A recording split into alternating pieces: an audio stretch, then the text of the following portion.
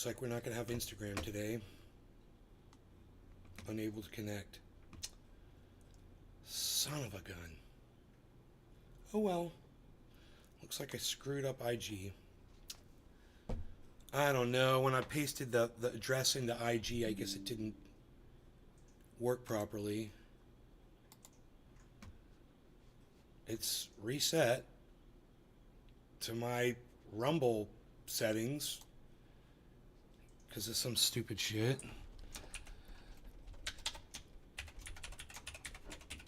Wow, so stupid.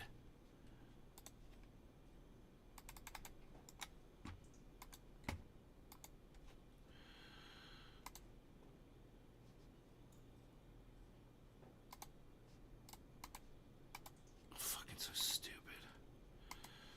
Oh my god. Ugh. So stupid, man. I can't click all on, so I guess we're not going to have IG today, guys. I'm sorry. Its restream is acting weird, and when I pasted the thing in, it didn't work right. I mean, I could try to re-add Instagram, I guess. Let me just try that. Let's remove Instagram and re-add it. Because it hasn't been working right for weeks. I've had to, it's a long story, but I have to turn all channels on to get Instagram to come on. And if you do that and you've already started the show and you click all on, it resets all of your lives. That happened to me the other day. So I'm going to try to do this again. Let's add Instagram. Nay's Garden Show.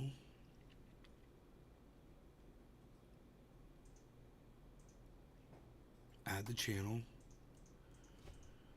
I'm going to try to do this again. See what happens.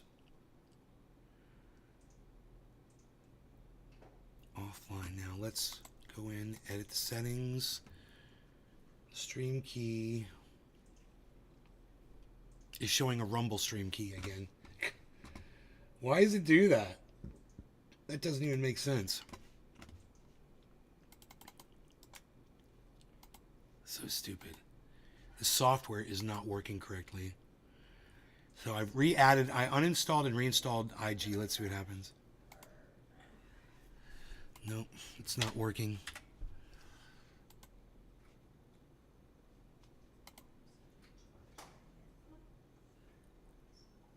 Oh my God, it turned on that time. Holy shoot. I don't believe it. We're live. Wow, I can't believe all I did was uninstall and reinstall Instagram and it's working again. And I can turn it off and on at will, whereas before I could not. So, wow, that just fixed everything, everybody. Yay. Craig Allen, hello. Nick the Stick, good morning. Lordy Nordy, hello. Why Not Taco, good morning. Everyone thinking that Trump will win the election is hilarious because we all know what happened in 2016 when the same was predicted by Hillary. Good morning. Nay, Nick, Craig, Lordy, why not Training Nation? No, he's got a really good point. He did Fox viewer analysis. So those are huge Trump supporters. And this guy studied Fox voters. And he came up with a number like 2.4 million voting for Nikki Haley. He said if just a fraction of them decide to not vote for Trump, he can't win the election. So, you hear things like this all the time and whatever. What you need to pay attention to is that this was reported on Fox News. That's what you have to think about, okay? It's not somebody on the left. It's not some podcaster. It's not CNN or MSNBC or ABC or any of those. It was Fox News that came out with that report. And that gives it a lot more weight because they are pro-Donald Trump and they're pro-Republican. And for them to come out with that report, it says a lot. And it's something that you should look at, something you should think about, if that's something you're interested in, you want to know what's going on, you're kind of curious where we're headed. I'm not saying that's for sure. I'm just saying, consider the source. It's a pretty solid source coming from that side. And, I don't know how the election's going to go. Another note, looks like Rumble will be the new owners of TikTok. Well, wouldn't that be great? Bro, that would work. That would work out. I would go back on TikTok if Rumble bought it, for sure. Because then I'd be allowed to use my drugs, on TikTok, that'd be cool. His favorited news. On another note, looks like Rumble. Yeah, cool. Yeah, Fox is my favorite news station. Or Donald Trump's. I don't know. Are you talking about Donald Trump or are you talking about me? Either way, that statement works. Whether it's being sarcastic or truthful, it works both ways. So let's go ahead. Steve Running still on the YouTube while everybody else is on Rumble. Steve, why do you keep showing up on YouTube instead of Rumble, bro? Is it really that hard for you to do? Is it that hard for you, Steve Running, to tell me why you have a problem with Rumble? You can't tell me what your problem is and that you keep showing up on YouTube instead of Rumble. Can you explain that to me? Why aren't you watching this from Rumble? It's just you, Steve. It's just you.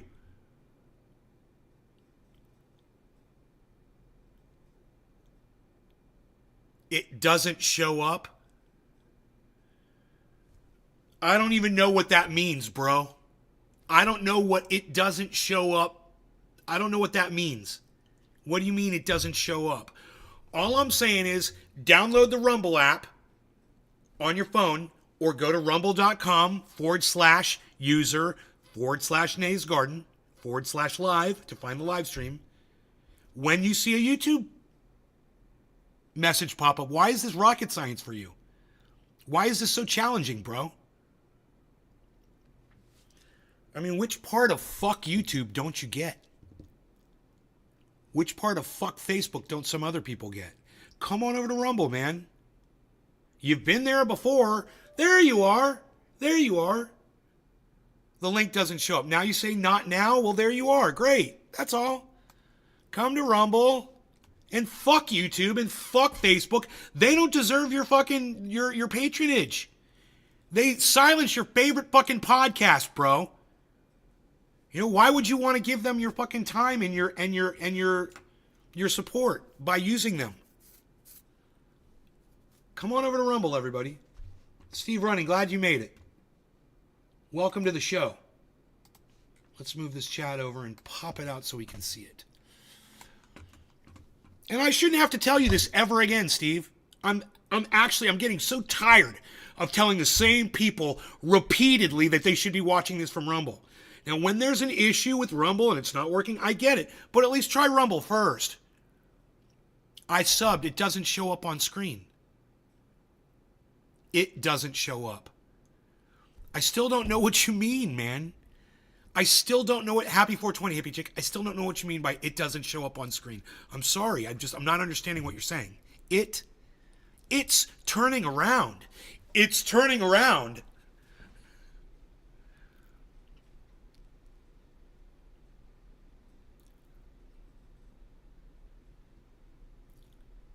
I'm not in the mood to get all worked up right now, I just really don't think that we should be using Facebook or YouTube anymore.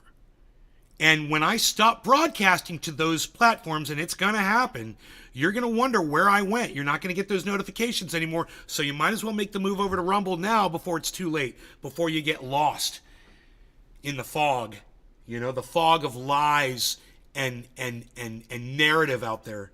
You got to come through the fog to get to the garden, baby. Right? Nobody wants foggy internet. We're going back to the Jiffy Pop. Freeze-dried survival milk and an obviously defective flashlight remarketed as a fire starter. Did you click on them ads, bro? I can't wait to see if I get ad revenue. That'll be so cool. I'll be like, wow, this is new. Ad revenue. Wow, that's just got a ring to it, doesn't it? Fucked up joined. Hello, fucked up. If you're still there. Al Ketchel, hello. Al Ketchel, hello, and Tony. Yo, Taco, is that my friend? Why not Taco about it? Tony Taco, is that the same guy over on the IG?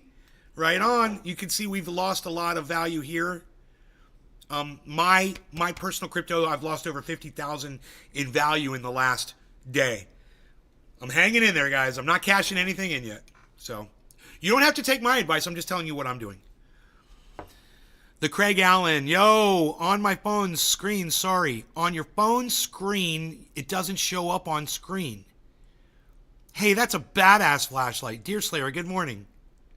We got good news about the house in California, everybody. It looks like Pinoy's going to be able to stay there. So we're very happy. We did get a bid for insurance that is affordable. It's half of what they claimed it was going to be. Of course, we lose any value in an insurance plan at all, but they get to still live in the home, and it's having crappy insurance doesn't excite me at all, but it's better than having to toss people out on the street.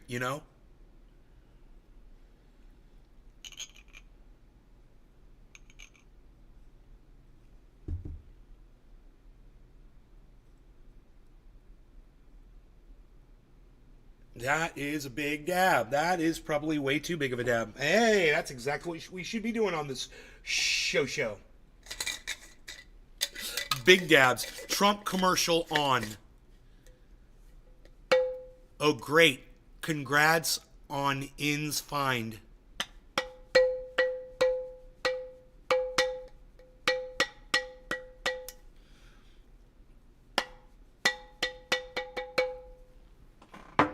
I like the sound of that. I like it.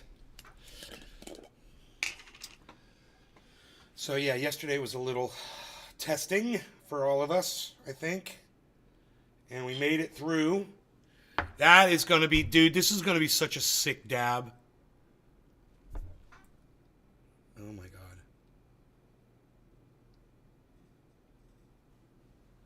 Yes, and yes.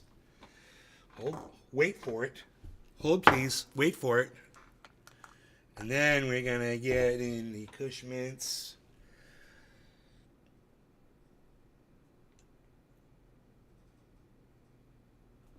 Okay. Alrighty, we're going to put this dab on top of these dabs and have 3 dabs. Wow. 3 kinds of dabs. 3 kinds of dabs on my dabber. Pinoy! What's up, buddy? Pinoy already got the good news. I spoke with him. Mr. Shaba, is that a bongo? Yes, it is it's a Jiffy Pop popcorn bong. It's a bubbler. It's an R2 unit.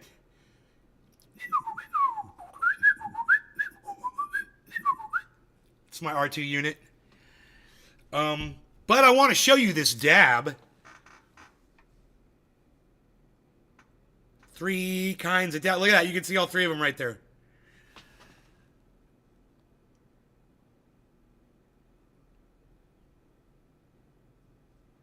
Three kinds of dabs. 3 kinds of dabs. You can see them all. It's like a sandwich. It's going to be beautiful.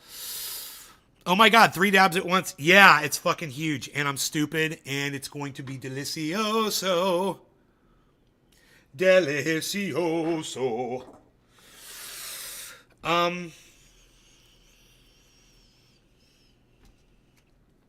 Cushy Monster.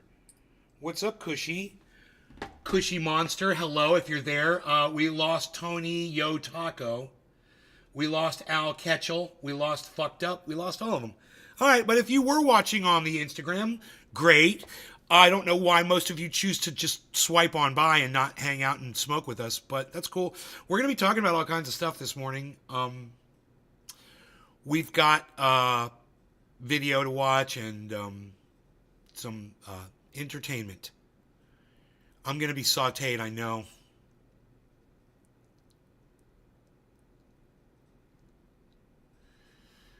Okay, cool. I just want to make sure I caught everybody in all the chats. And I'm so proud of you guys for staying off of YouTube and Facebook this morning. Come on over to Rumble. Come over to Rumble. Steve, aren't you glad to be with all the other trendies, bro? Come on now. You don't want to be sitting by yourself in a server. That's not fun. Sitting by yourself ain't fun. All right, let's see. What are they going to give us here? 9 on the YouTubes and Facebooks. And maybe on Twitter if people are watching from there. I can look and see. Yeah, there's 2 people on Twitter. There's 2 people on one of my YouTube channels. There's 4 people on the main channel. You guys should all come over to Rumble. And it's rumble.com, you guys, if you didn't know. I'm realizing now there's a lot of people out there that just don't know about Rumble. You know, they don't realize that it's there. And I'm like here to tell you, yes, it's a social media platform. It gives us free speech. We like it a lot. It's got its quirks, but things are getting better. They're improving the service. You patronize the service and show up, and maybe they'll put more attention into it for more people. But I'm very happy with it. Even with all the glitching and the problems, I'm very happy with being able to have free speech. It's the only one that lets us have free speech. It's the only one that doesn't say, hey, we're taking your stuff down because you said this word or you said this misinfo or you played the wrong song. Well, fuck you. Fuck you. I'm sick of all your bullshit. And that's why I have literally removed all of my people from Facebook and YouTube and asked them to come over to Rumble. And I will keep doing it. I see 10 more people. I can get 10 more people over to my Rumble channel. And make sure when you come to Rumble, you click follow, turn on your notifications. And notifications seem to work really good for YouTube. So use the YouTube channel for notifications. But then come to Rumble when you see that I'm live. You know? All right? Is that cool? Let me try to bring this up here. Give me a second. Let me see what I got. What's this one? Okay, let's go with that one right there. Let's go with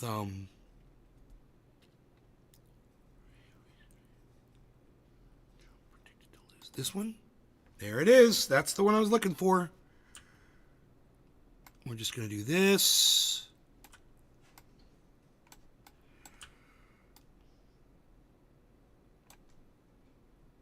And that. Great. Love the show numbers, guys. It's these show numbers that really improve my attitude and make me want to do a good show for you guys. So I'm going to do a dab, and then I'll start getting into the content portion of the show. Of course, for some of you, the dab is the content, so yay. I know it is for me. Only 78 million users, still small. Yes, 78 million? Holy shit. What? Rumble has 78 million users? I thought it was just a few million. Oh, I must be thinking of Truth Social. Wow, man, Rumble's huge. I'll take my 78 million people that appreciate catching up with Twitter. Yeah, I mean, I'll take my 78 million with free speech, you know? Thank you very much.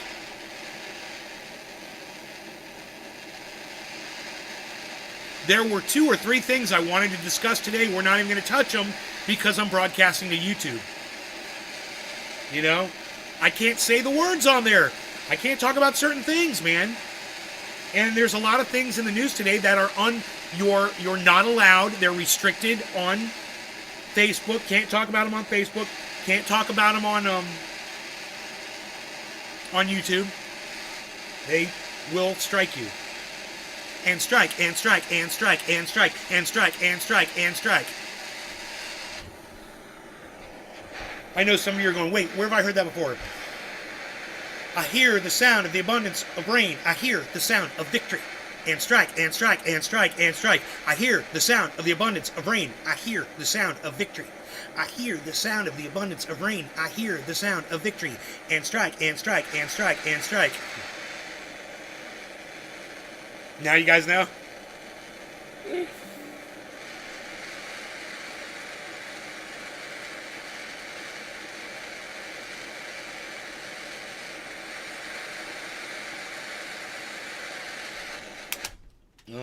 Okay, we're bright orange here. Look at us. We're glowing orange here. Look at this. We're bright orange. We're still orange. We're still orange. Aren't you glad you're orange? Orange, you glad you're orange? All right, what are we looking at here? Boom. No more orange. We're going to say 2141. Actually, let's do 2145. 2145. I like that one. Orange, says Craig. Orange. Orange. We're orange.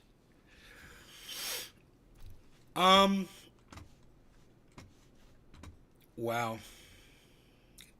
Disable. Great. So glad none of you are typing on Facebook and none of you are typing on YouTube. Come on over to Rumble. I'm really proud of you guys. It's okay if you're watching from there. I don't mind. But, just do it subvertly and then come on over to Rumble and type on there. It's really where I want you guys to be.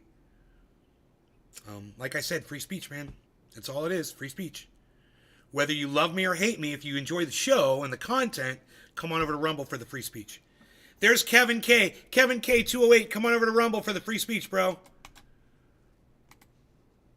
There's a link. There's a link for you right there, Kevin K. Come on over to Rumble. Download the app or 2145. We are there. No law regarding cannabis. This is a crazy big dab, everybody. Check it out.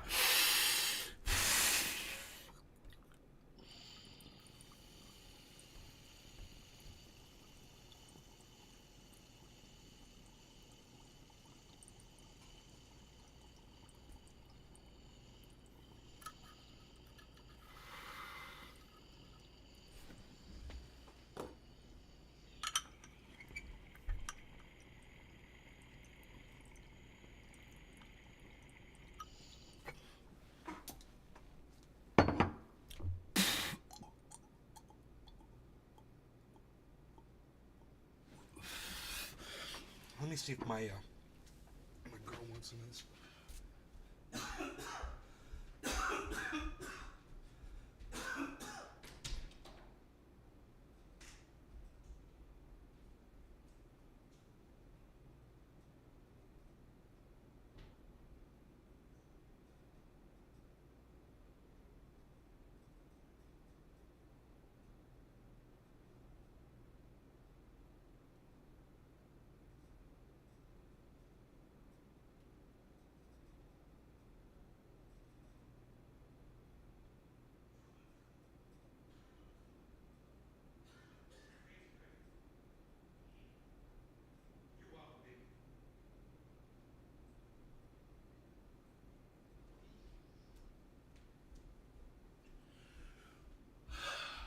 Rogan, why are you so perfect? Oh my God, you're so gorgeous, that dog. Looking up at me with that beautiful face. Like I said, there's plenty of dabs in there, guys. Don't waste it. Give it to somebody else to smoke, and they will get high too. That goes for you, Pinoy grower. Pass that dabber along when it's sitting there smoking. I was telling everybody yesterday, you weren't in the show. If you do big dabs like Pinoy does, or my friend Iceman, these guys do huge dabs, and they're never able to finish the whole dab. No matter what they think or what they tell themselves, they're not, because the thing will burn for a whole minute after they're done taking a hit, and you can't hit that for a minute. So it's going to keep burning, it's going to keep burning, it's going to keep burning. If you got somebody with you, you can give it to that other person, or if you got few people with you, they can all take hits off of it, and they will all get dabs. As long as you smoke it within a minute or so. Just pass it right on.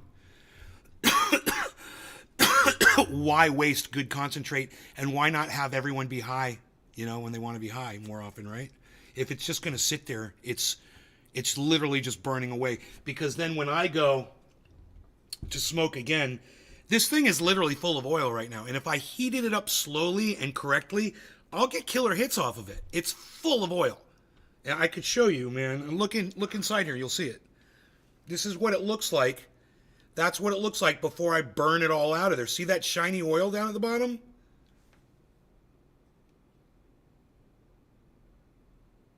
Yeah. There's oil. There's shiny oil down there.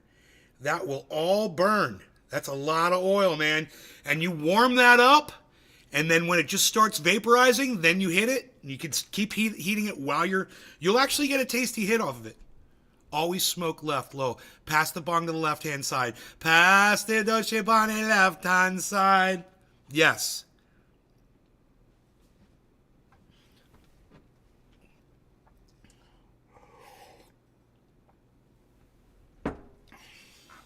Yes. Half of all humans use Facebook. Twitter, 250 million. Rumble, 78 million. IG, 1.4 million. TikTok, 1.5 billion. Facebook has the money with 3.0 billion active users. 3 billion.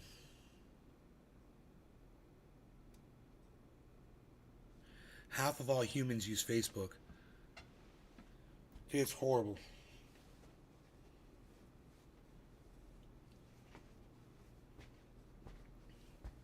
It's fucking horrible, dude. What is Nickygate? Axiom. I made it up. I made up my own term, Axiom. Thank you for joining us this morning. I'm calling Nickygate is the scandal, which is Nikki Haley running against Donald Trump and pulling like 2.5 million votes away from him. I'm calling that Nickygate. I came up with that all on my own. You like it?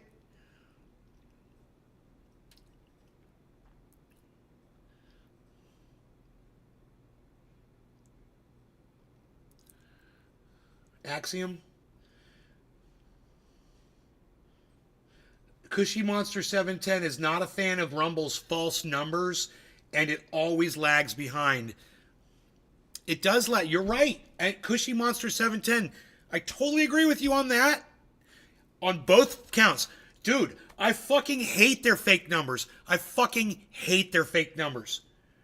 But the last few shows before this one, my numbers were at like 3 on Rumble. You know, there was barely anybody here for a few shows. So where were the fake numbers then? You know, I was looking for fake numbers all day, not getting them. And then what you said about it lagging behind, I know that's a problem too. It does lag behind. And I tell people throughout the show, I'm like, try to remember to hit the live button or to fast forward so we're in real time, because Rumble has the habit of lagging behind. It's got a bad habit of lagging behind, and you have to catch up if you want to stay in real time. And unless you're trying to hang on every word that your content creator is providing for you, you know, it's okay. Just skip ahead, and everyone should skip ahead right now and be in real time with me right now. You should all skip ahead and get in real time and do that throughout. And it depends on browsers and what phone you're using and whatever. And I don't understand why Rumble has that issue. I don't even catch it. Like when you're watching Rumble, it's lagging behind, and you're like, why don't I see things like that? Or it's always just seems like it's running normally. But then I look at it and I realize I'm 2, 3, 5 minutes behind live. You know? But and I swear, man, this is only when I'm monitoring my own show. Have I noticed this? When I go on Rumble and I watch people, it doesn't seem to happen to me. And that might just be because of my system or my browser. I don't know. But it's when I'm monitoring myself that I get that horrible lag. And I figure if I'm getting it as a monitor, you guys are... You don't know Axiom? You don't know? Axiom doesn't know. What don't you know, Axiom?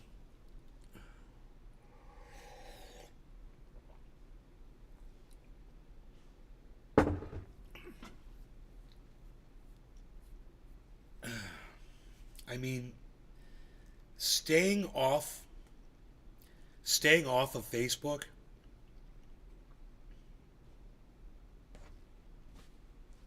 was pleasant for me. You know what I realized was that it didn't matter to me who I was reading about or whatever. I just knew I was tired about knowing everyone else's drama, whatever they had going on. And I didn't want to play into it anymore, and I didn't want to just create enemies, you know, by putting my 2 cents in there. They don't want to hear from me, trust me. You don't want my opinion. You know? So for me personally, getting off of Facebook and not interacting with people, it helped me out immensely. You know, it's I notice if I go on Facebook, there's usually not any interaction with my videos that I post up there.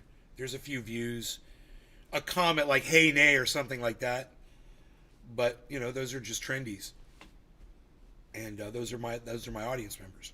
But the people from my life growing up and shit like that, they don't know how to respond, man. They don't know what to think of this. It scares them, or they don't want to be associated with me because they think I'm bad, or you know, whatever the reason is. A lot of my friends in real life aren't here. It would make you think, right, from watching from the outside, that guy didn't have any fucking friends. They don't come into his podcast. You know, that guy has no fucking friends. The only people he calls his friends are his audience viewers. But luckily, you know, I do have a few in real life friends that do come here, and that kind of it's not like that 100%, but I would say 98%, 98% of my real friends in real life will not come into this podcast. 98 fucking percent. Like if I have 100 friends, only 2 of them are coming in here regularly. Yeah, they'll pop in every once in a while. One of them will pop in, or they'll hang out for a while till I really, really piss them off. You know.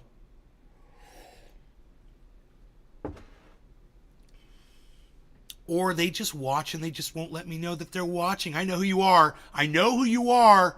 Yeah, I'm looking at you, and I'm not going to say your names, but I know exactly who you are.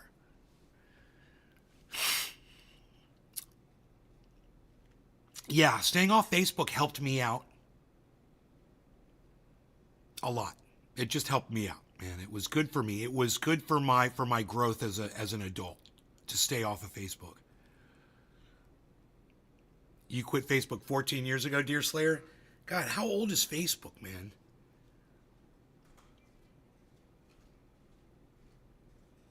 God damn.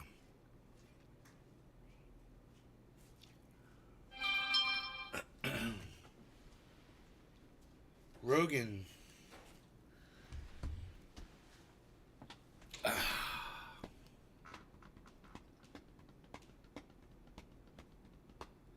Axiom is not going to answer me.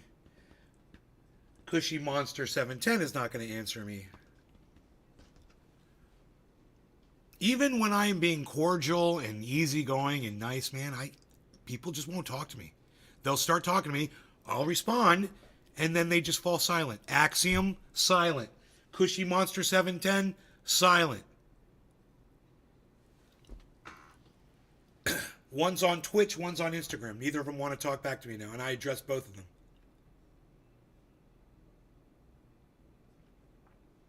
It's their loss. Oh my God, I agree. Oh, Panoy, I agree. You know, like when one of my friends comes on the show and is like, hey man, we should catch up. And I'm like, yo man, you should come into my show. You'll be caught up. You know, come into my show. We'll talk all the time. No, not going to do that.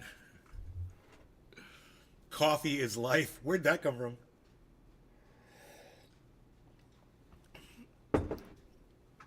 Mountain Life Glass. Maybe Mountain Life Glass will join us for a few moments on Instagram, or decide to come on over to Rumble, rumble.com. Download the Rumble app. Just like you're looking at an Instagram app like this, you could be looking at a Rumble app in widescreen and see everything on my screen, including this extra camera that's over here, the Hall of Fame over here that you never see. You can see my view counters, see a lot more of the Bitcoin chart. You can see what's on my desk over here. It's got a nice, interesting little mess of items. And of course, you can see outside. Like if a bear were coming from the wides, you know, you got no periffs. You know, IG gives you no periffs, Mountain Life. Let's try it out. You gonna try Rumble? You want a direct link? I'll give you a direct link. Here, come on over to Rumble, bro. Post. There's a link in Instagram back to Rumble, right to this live stream. Give it a shot. I was going to guess the year 2000. It was 2004. Wow, I was so close. I was 4 years off. Facebook launched February 2004, 20 years last month. Wow, dude. The year 2000 popped into my head, and I was like, was it around 2000?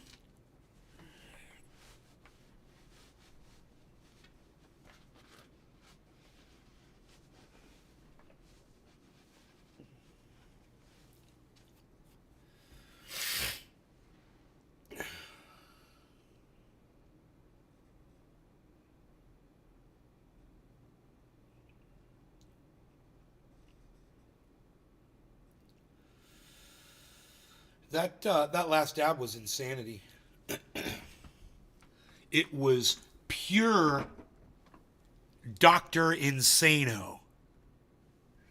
It was absolute Captain Insano.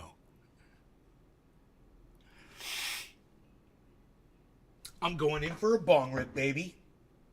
This will be of the Girl Scout cookie strain. I like to say no law regarding cannabis when it's almost 7:10 in Newfoundland. I also want to tell you about my hair growing back. I'm using this stuff, and if you look at my hair follicles here, if it focuses, there we go. You'll see new hairs growing, guys. See those short hairs coming in? This is all new hair growth. Here, let me show you the other side. Look at this over here.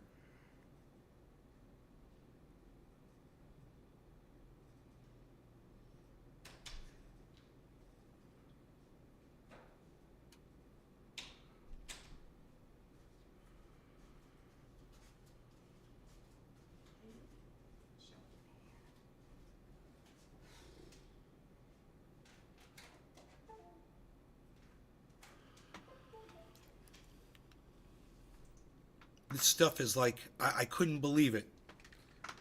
I couldn't believe it. Within days, man, I started seeing little stubble come out. I was like,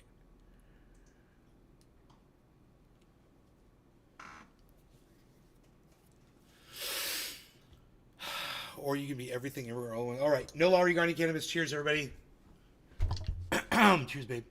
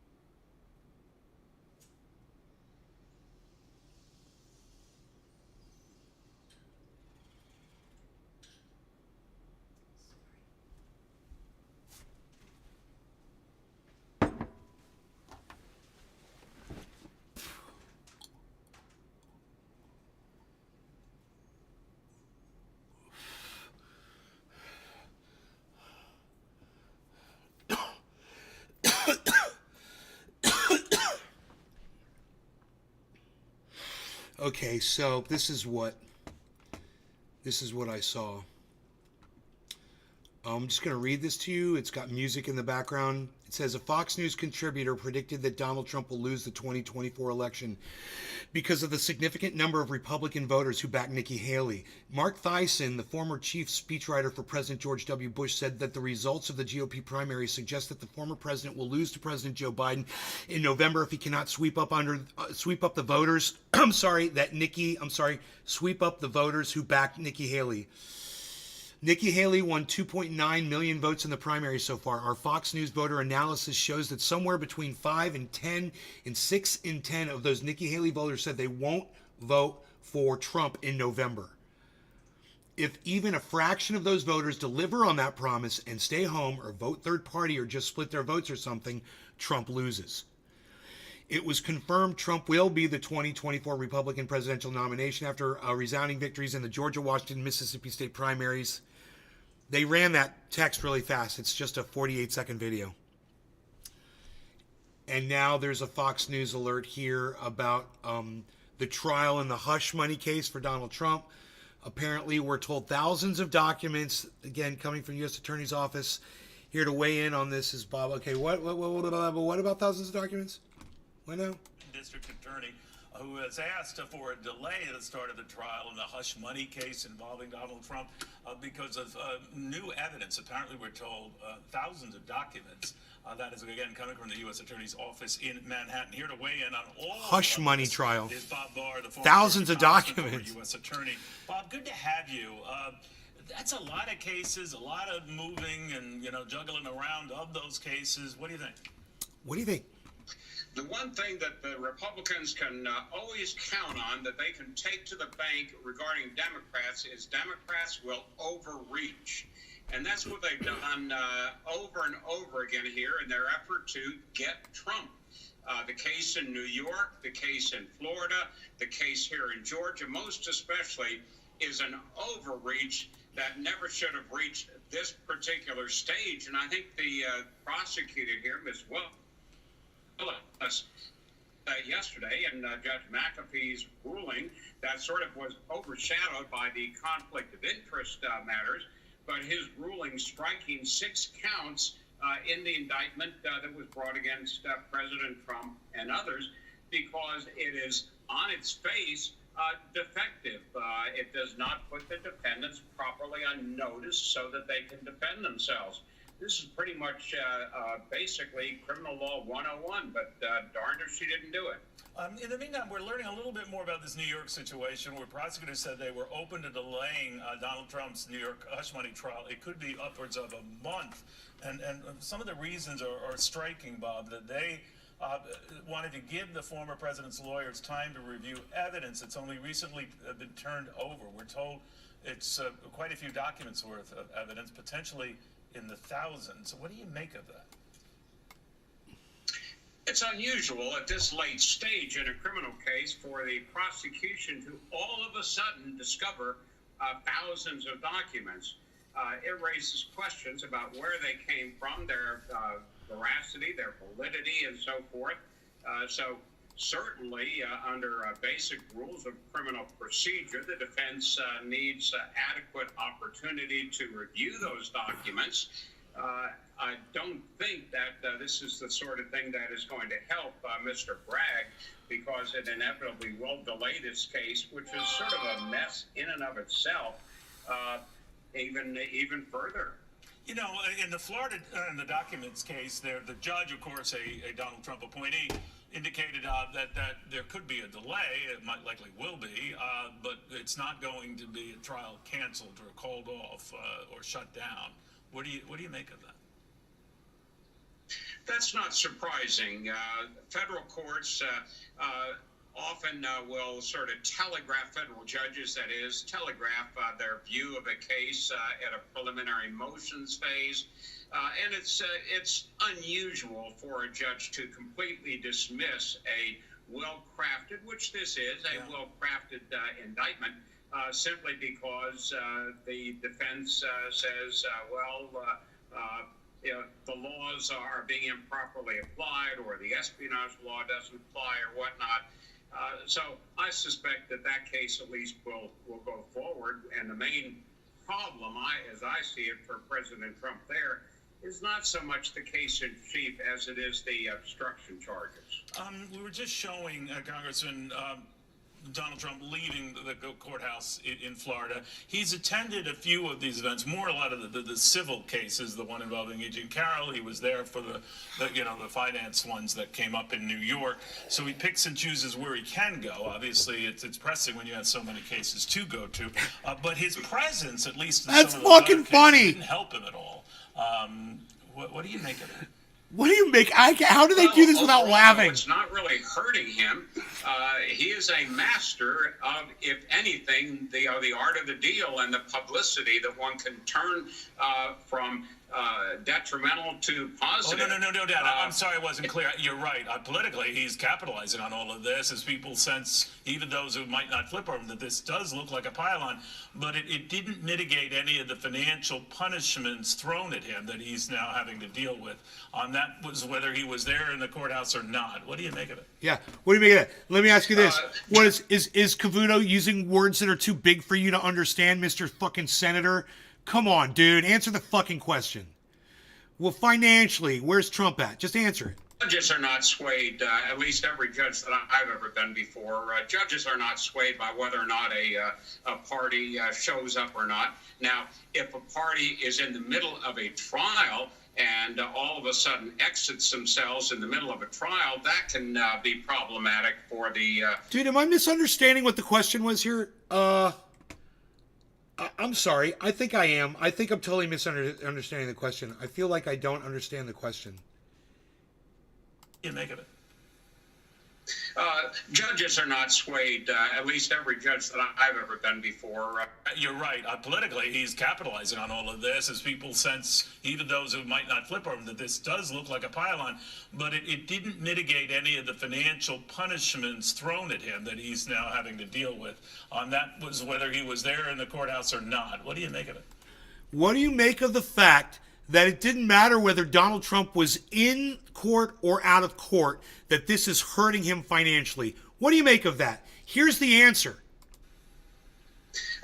Judges are not swayed, at least every judge that I've ever been before. Judges are not swayed by whether or not a party shows up or not. Now, if a party is in the middle of a trial and all of a sudden exits themselves in the middle of a trial, that can be problematic for the what do you make of jury. Donald Trump being wiped out financially?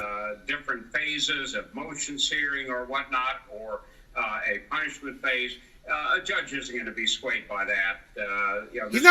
He's not asking you about if a judge is being. He's not asking if the judge is being swayed or influenced. He's asking you, what do you think about Donald Trump getting wiped out financially for losing all these fucking court cases? What do you think about that? Is really playing to the cameras and doing it very well, but it's not going to affect the judge's decisions. All right, Bob Barr, very good catching up with you on all these myriad. He just gives up. Fucking Neil Cavuto just fucking bends over and gives up. He's like, I'm not even going to press this guy, man. Whatever. Dude, don't answer my fucking question. Wow. Typical fucking Fox News shit. Be everything everywhere all at once. You could be everything everywhere all at once. You could be everything everywhere all at once. God, you could. If you could, you could. If you could, you could. You could totally do that.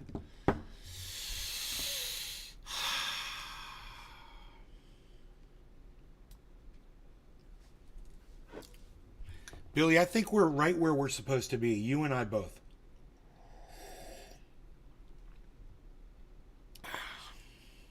You know?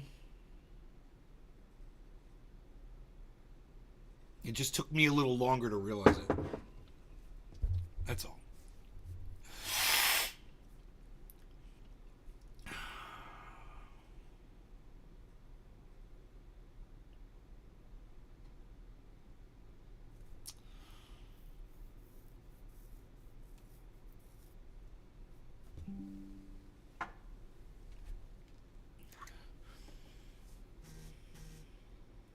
Unprecedented Bitcoin ETF beats gold ETF. Yes, that is true.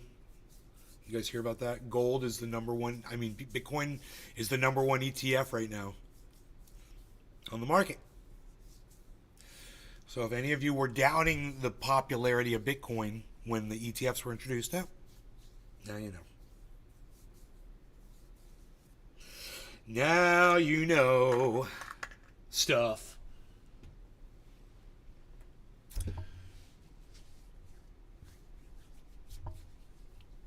Now you know stuff. You wanna Anthony Blinken's garbage attempt to defend the indefensible. Yeah, that would probably be genocide, okay, but whatever. This show is now flagged. Oh, goodness gracious.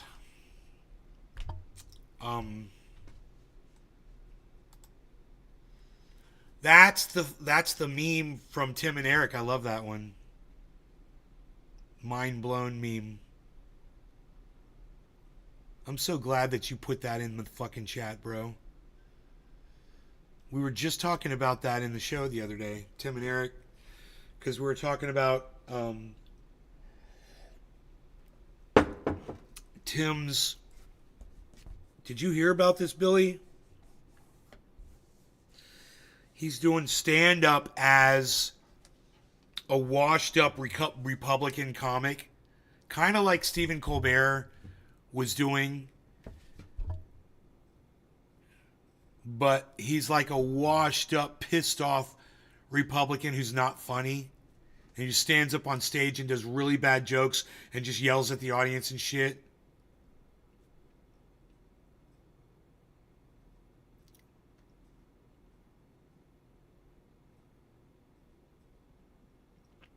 Have you seen that, Billy?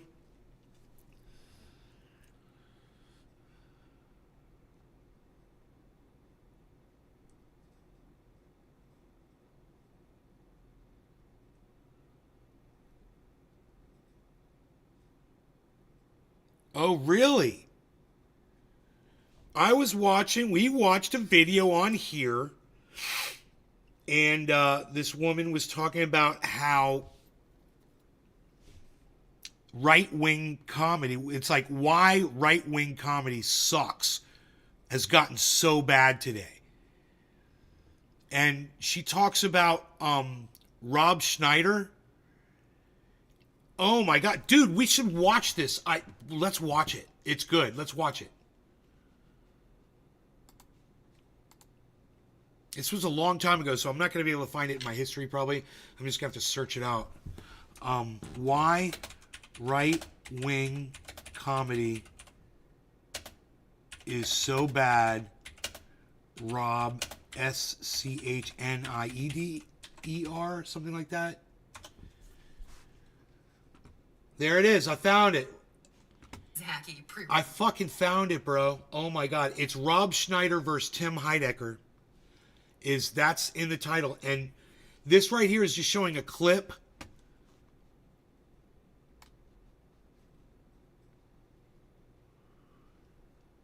Here, let me, wait, was this the, hold on a second.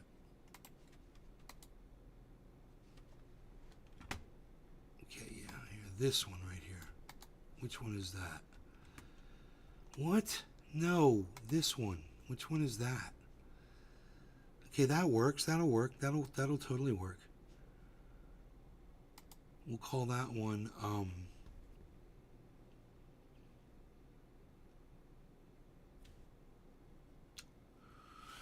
what do I have to do? I break it away, right? I got to break this off. I got to break it off. And then I have to turn this, and then I have to go like this. And go like that. Here it is. And then I have to go like this. Great. I mean, bro, just look at what he's wearing, dude, you know? It's so perfect. He's so fucking on and funny. I don't know how much of this they're going to show right here.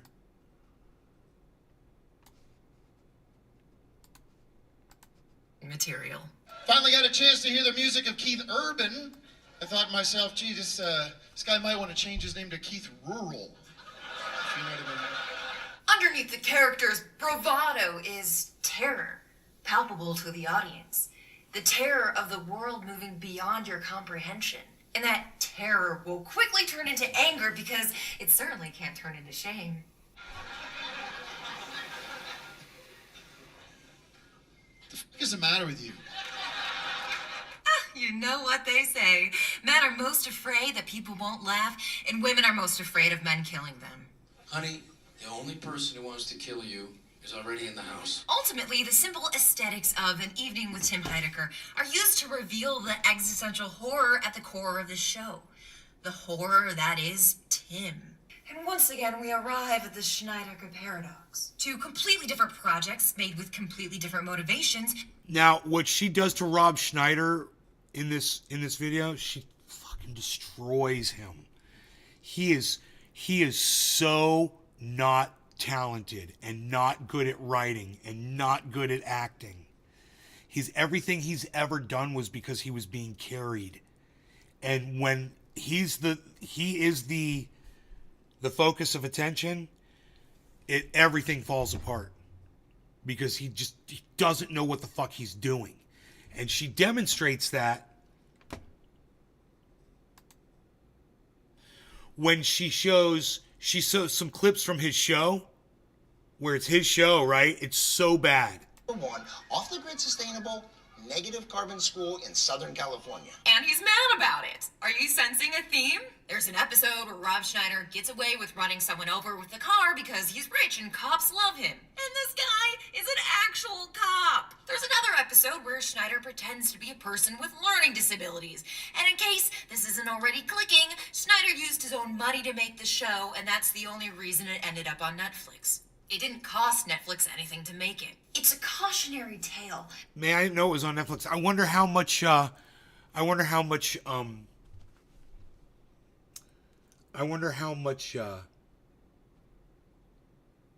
viewing it gets.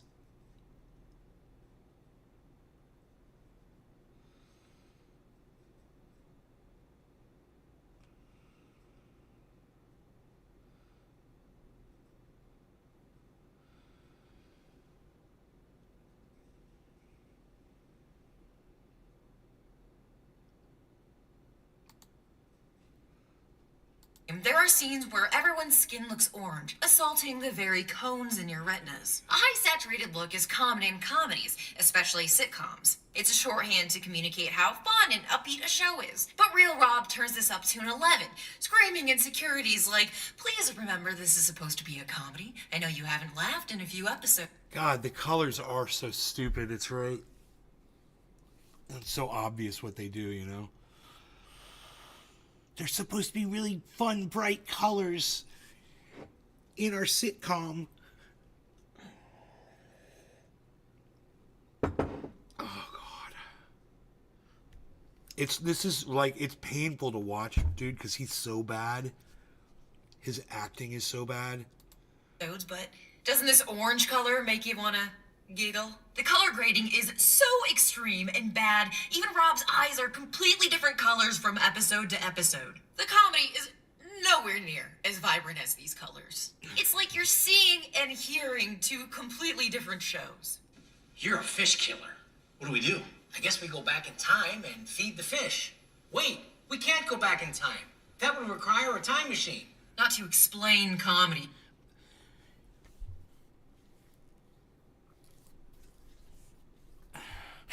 There's one of the show jokes right there.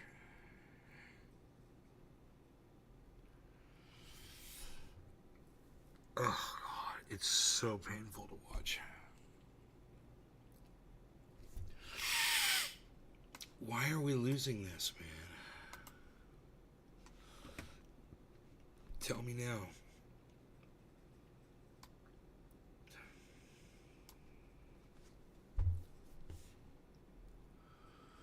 Who do you think is going to win the election?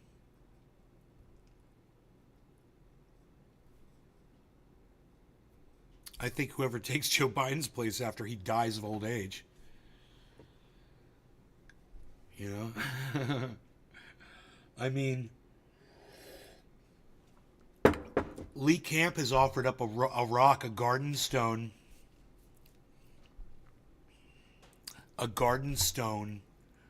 or some sort of rock from his yard to run for 2024.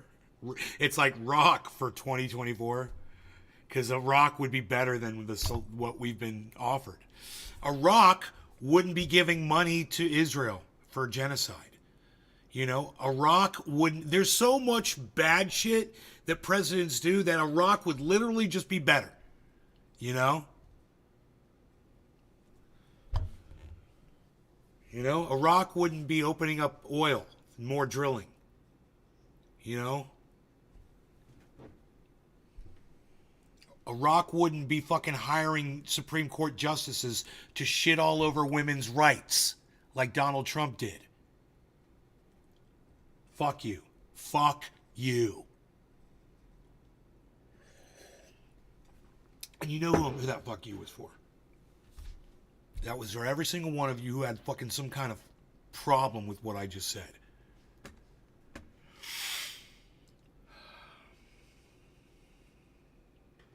Here's some more of that hot Rob Schneider acting. Check this out. The acting, which is ridiculously hammy. You say there's no such thing as bad publicity, right? Whoever said that never had their erection questioned on a major thoroughfare. And corny. I'm good at surrounding myself with people who pretend to like me. Is there a business in that? Yeah, show business. And any other negative food-related adjectives that you can imagine. And I should know, I grew up on corn. And if you know how to wield it, it can be a very freeing character choice. The problem with this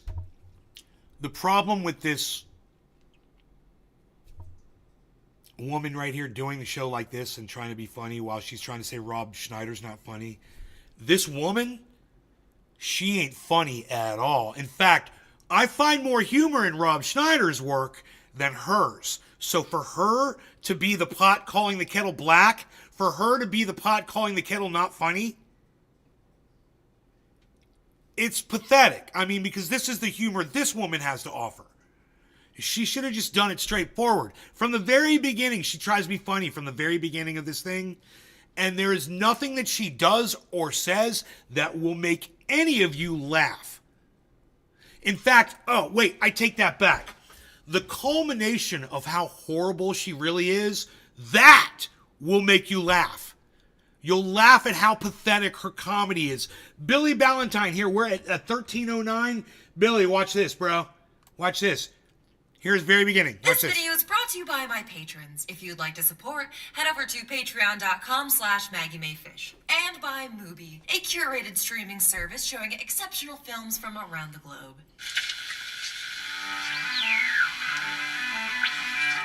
Oh, hi. I didn't see you there.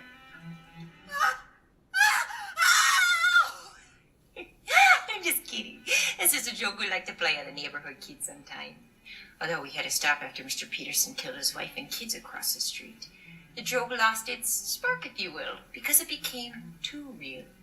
That's what we're going to be talking about today. The delicate balance of the performance muses, comedy and tragedy, as we look at two works from two man comedians who exemplify this paradox.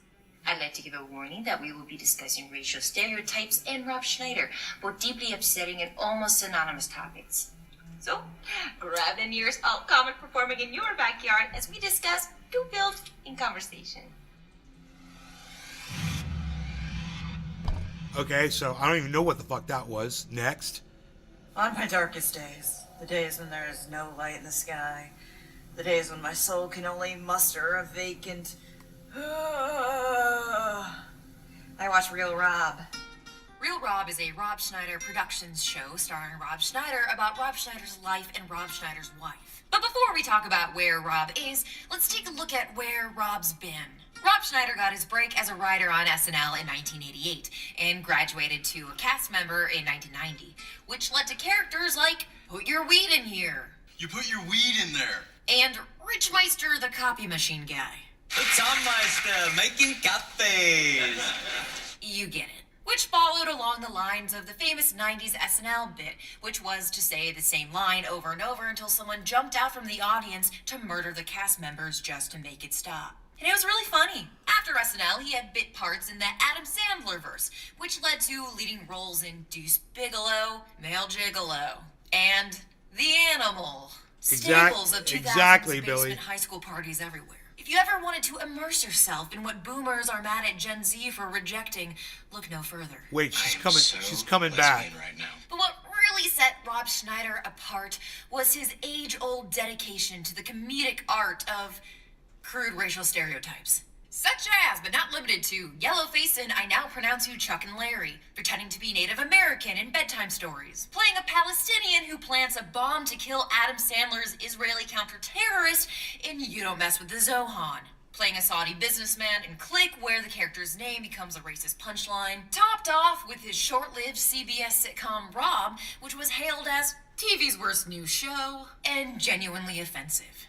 Race-based humor is a long-standing tradition held near and dear to flailing comedians to this day. As displayed when Schneider himself defended Shane Gillis, who was fired from SNL for an extremely offensive joke at the expense of Asian Americans, apparently aspiring to be like his hero, Rob Schneider. And because art oft imitates life, Rob Schneider is also an anti-vaxxer, showing up on episodes of a Pure Flix Modern Family ripoff. Oh, it's you.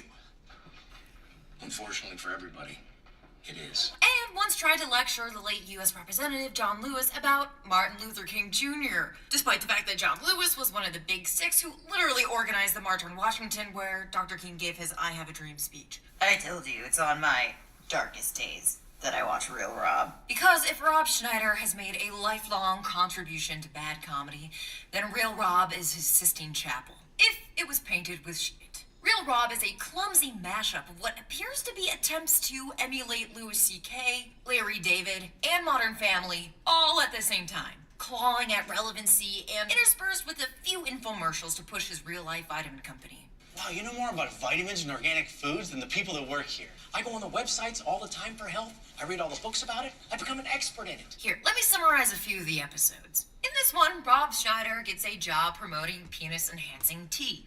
And he's mad about it. Suck it hard! In this one, Rob Schneider's wife. And she comes back on with her more of her bit, you know, and it's just, she's not funny. So for her to sit there and be trying to be funny while critiquing him, if she had just done this normally and just done the show and said all the same stuff, but not trying to be funny on her own, it would come off more authentic.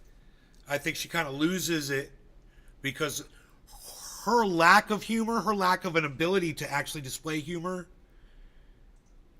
it becomes a distraction, you know? But still, Rob Schneider is just so bad, dude. Oh my God. It was just, why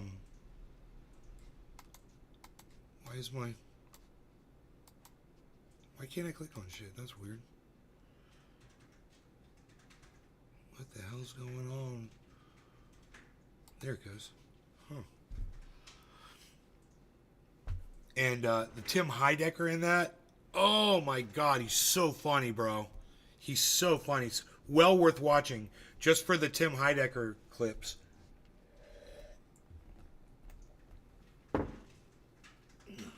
I got a splash in my eye.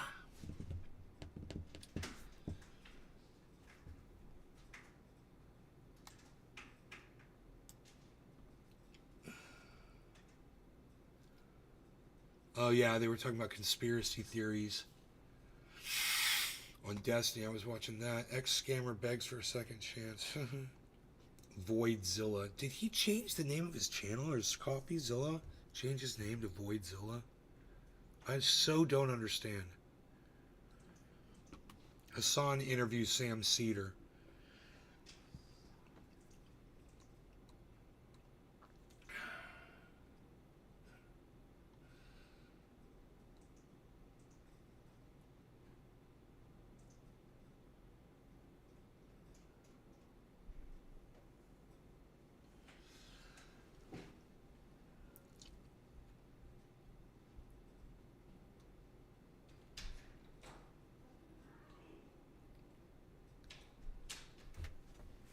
All right, I'm going to go. You guys take care. Thank you for watching. There's so many of you. I hate to drop you, but I do have to go. And we'll do this later, okay? Pinoy, Billy, Craig. That's it. That's it. Pinoy, Billy, and Craig. Thank you, the three of you guys, and I'll see you guys later. These numbers are crazy, right? And the only people chatting are Pinoy, Billy, oh, and Deerslayer. And Craig. Oh, there's Edwin. Oh, there's Bida. Oh, wait, are there more of you here? If there's more of you here, then let me hear from you guys then. If you're here, let me hear from you. If you want the show to keep going, I've got to go do something. I'll be right back. Sit tight. Chill. Rody, you want to go say hi to Grandma? Come on. Come on, Bees.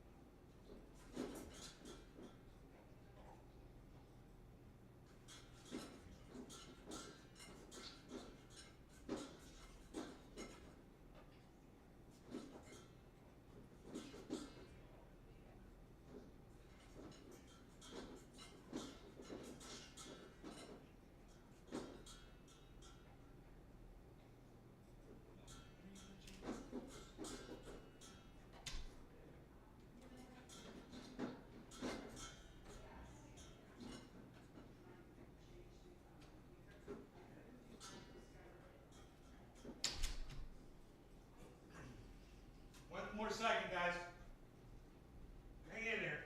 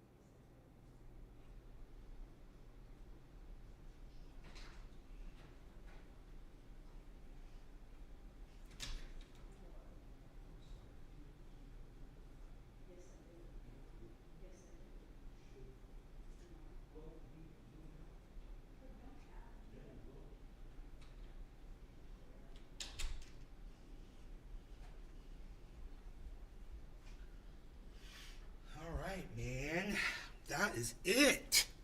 We're back. It's like a brand new show. It's like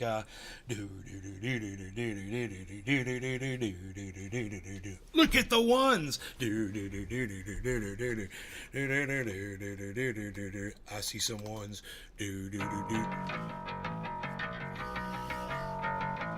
Prepare yourself. Prepare yourself. Let me see why this wasn't working last time.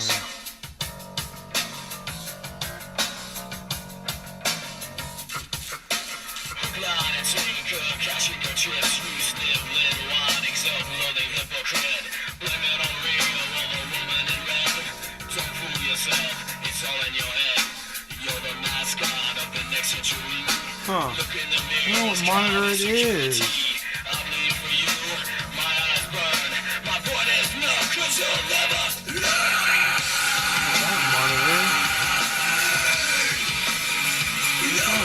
So weird.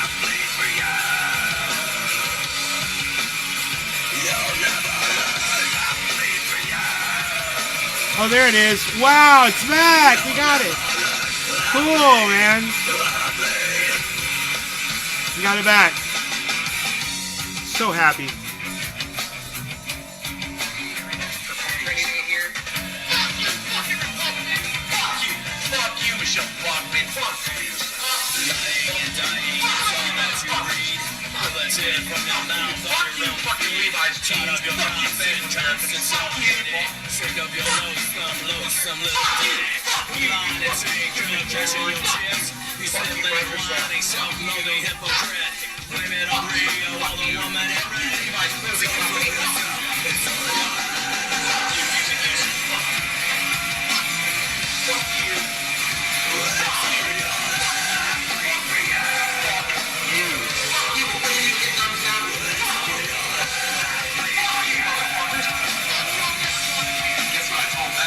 It starts with an F.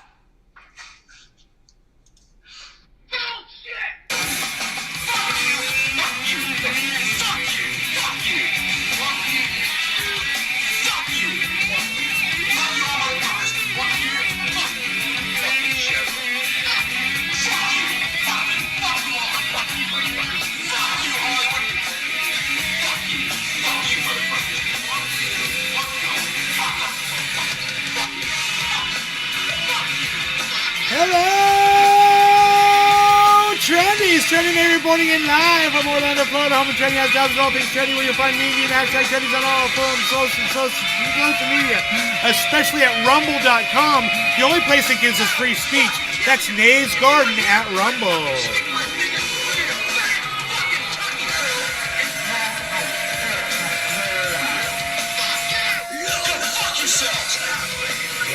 right. That's right.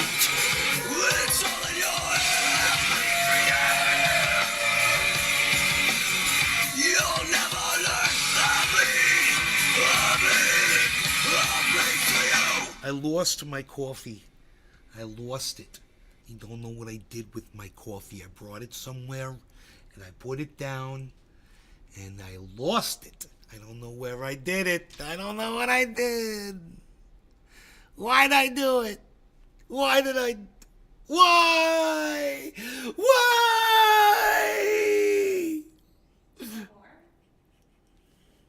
Can I finish what's in there? Thank you, baby.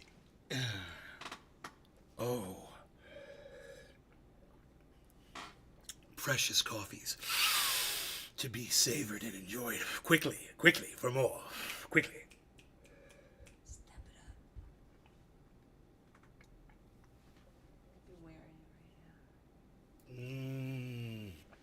Delicioso. Delicioso. Hello, everybody. Welcome to the show. We're here. We're live. If you're just getting here, well, boy, are you in for a surprise. Big. Yes, please. Thank you. The tracker is charging. Yes, it is charging. So, man, we're good. We're good, man. You know why we're good? I'm going to tell you why we're good. We're good because yesterday we had a whole bunch of bad news, and today we ended up getting some good news that made the bad news not bad news anymore. It was just disappointing news, but not like bad. And that's way disappointing is way better than bad. So, the bad news is that I'm not going to get anywhere near the same quality of coverage on my house in California that I used to get. Home insurance coverage. And that sucks. Why? It's because of climate change, guys. These companies, they don't want our money anymore because they don't want to take the risk because there's an increased risk of fire in those areas due to climate change. It's that simple.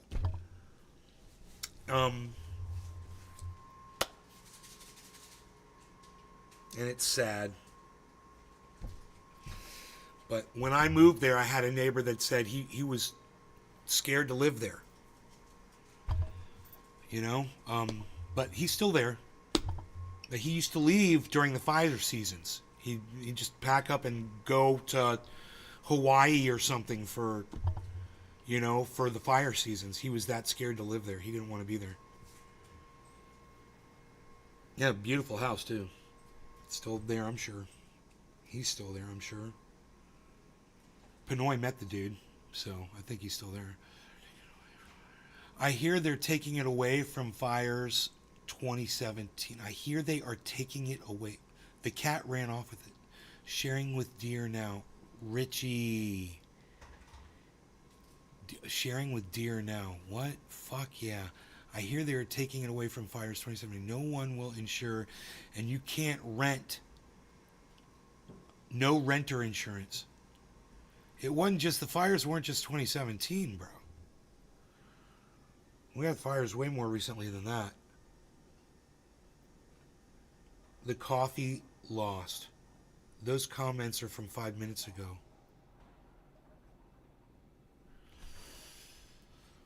Okay. Got to do a bear scan real quick. That's the trick, man. You got to look because sometimes they'll just move through, So every once in a while, you got to look back there and see if you got any bear action. Burr action. We call it burr action out here. Burr action. Got burr action out there. Got burr action out there. Oh my God, yes, I have to do a tweet, but I need a photograph to do it, but it's going to be one of my better tweets. It's going to be one of my funny, awesome tweets. And I know, I think I can already start composing the tweet right now, and then I can add the photo. Right? let's say, oh,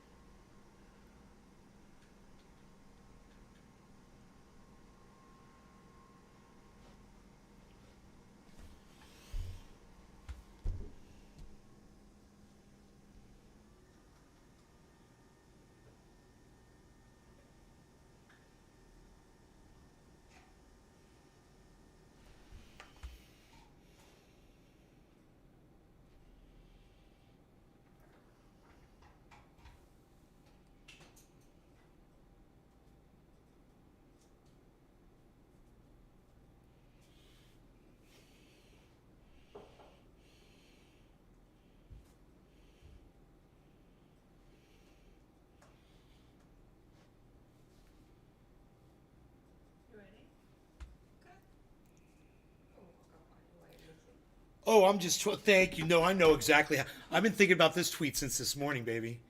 It's like, I know exactly how it's going to go. Oh, you want to see? Oh, you want me to try that? Delicious. Thank you. When did insurance companies stop insuring? That, Marty, it's a great question. Thank you for asking that. They stopped insuring when climate change dictated that they stop insuring, because these companies make money the more customers they have. When a company has to drop customers, they're hurting their own income. It says a lot about climate change, guys. If you doubted it, when a company cannot be greedy as they have been, you know something's up. All right, drive safely, Pinoy. Take care.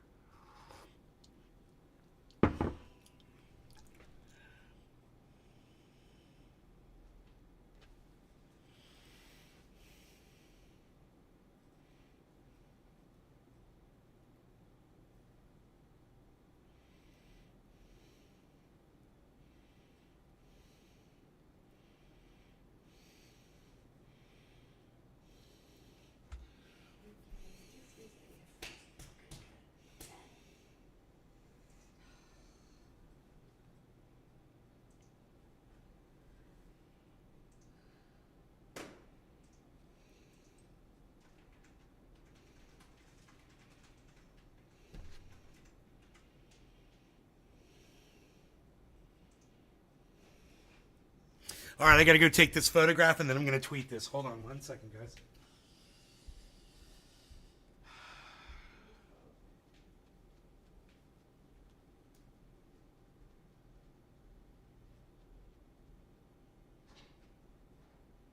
How's it going? Okay, good.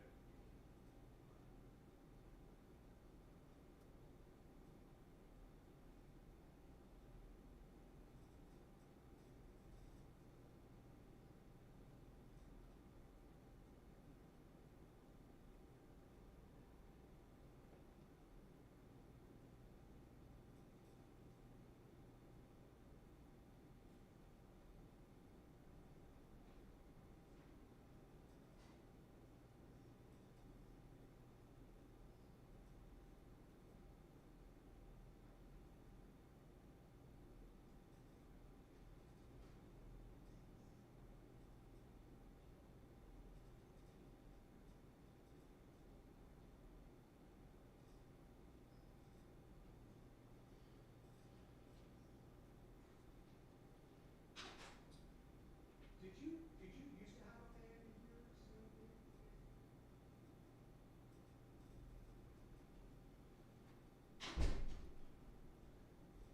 They did used to have a ceiling fan.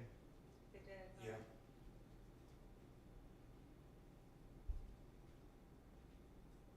Yeah, look, so Advent is Scott.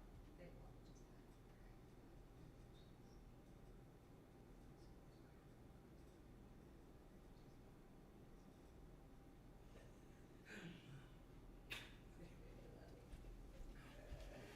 Those of you who follow my Twitter have now seen the tweet, and I'm sure you're enjoying and appreciating my tweet genius.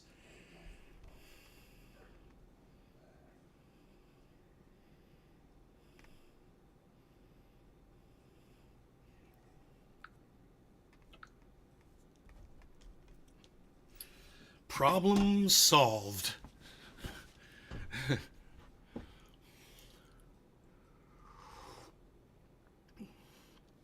After disastrous fire seasons 2017-2018 wiped out decades of profit, insurance companies began dropping tens of thousands. Exactly, Marty. Exactly. You know, homes that have been insured for years now all of a sudden dropped. Whole entire areas completely deleted from insurance companies' customer lists. Deleted.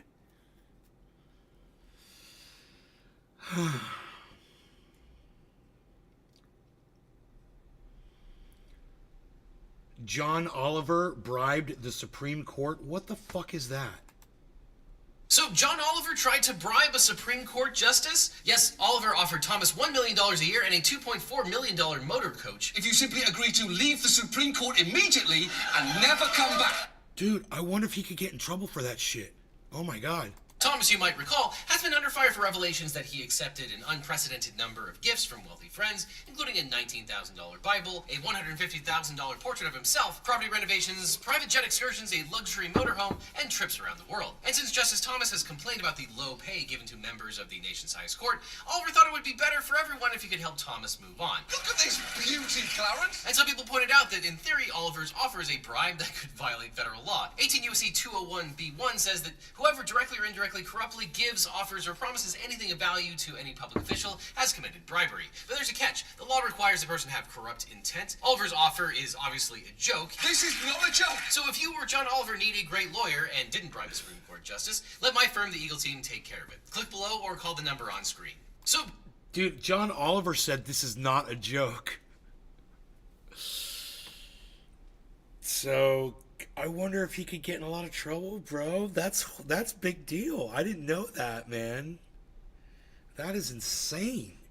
You can't bribe a Supreme Court justice, man. Just the act of doing that, man. I mean,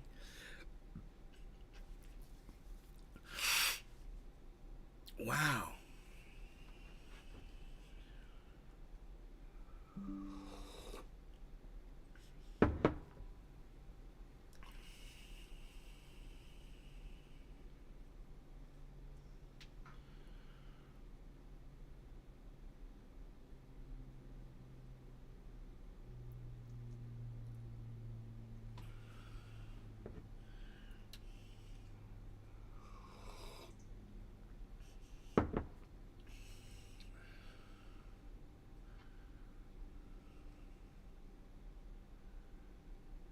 What the fuck is this?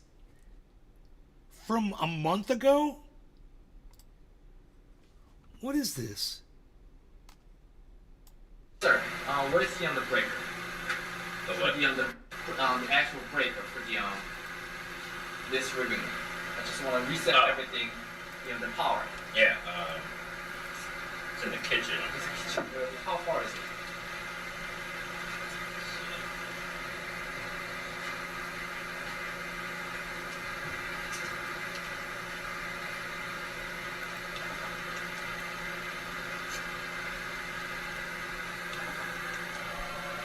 Oh my god, oh my god! It's not turned off yet. Dude, you guys didn't see that. Oh my god. Anything else? Just that spot, right? Yeah.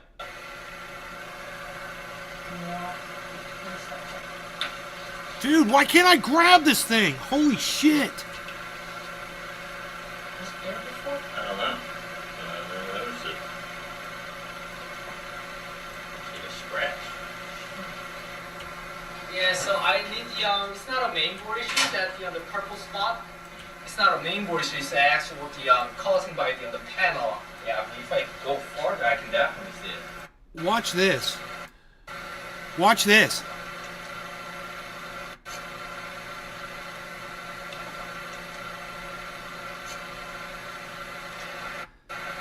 The dude took a knife and cut this guy's fucking TV set. Did you guys see that?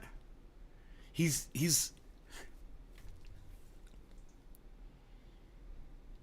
this is, I guess, is a Samsung repair tech, and came in and sliced this guy's fucking TV with a fucking razor knife. Are you guys seeing this?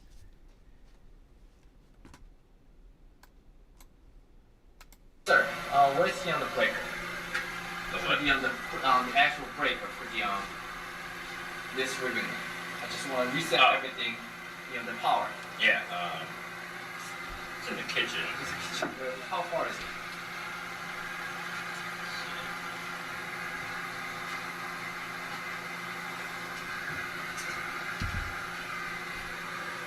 He's looking for cameras. Dude, look at this guy looking around for cameras. He's looking everywhere for cameras.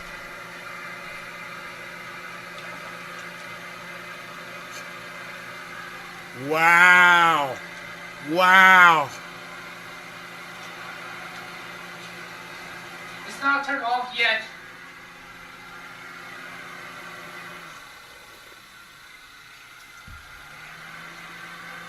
Dude, look at the there's a cannabis poster on the wall. Look at that. Oh, what? I love it, man. Oh, shit. It stands out once in a while. Look at that belly on that boy. Hey, don't fuck with those cannabis smokers. We got cameras in our house, bitch. Look at him. Look at him. Look at this. What's this? Look, there's a scratch right here. What is that? I don't know.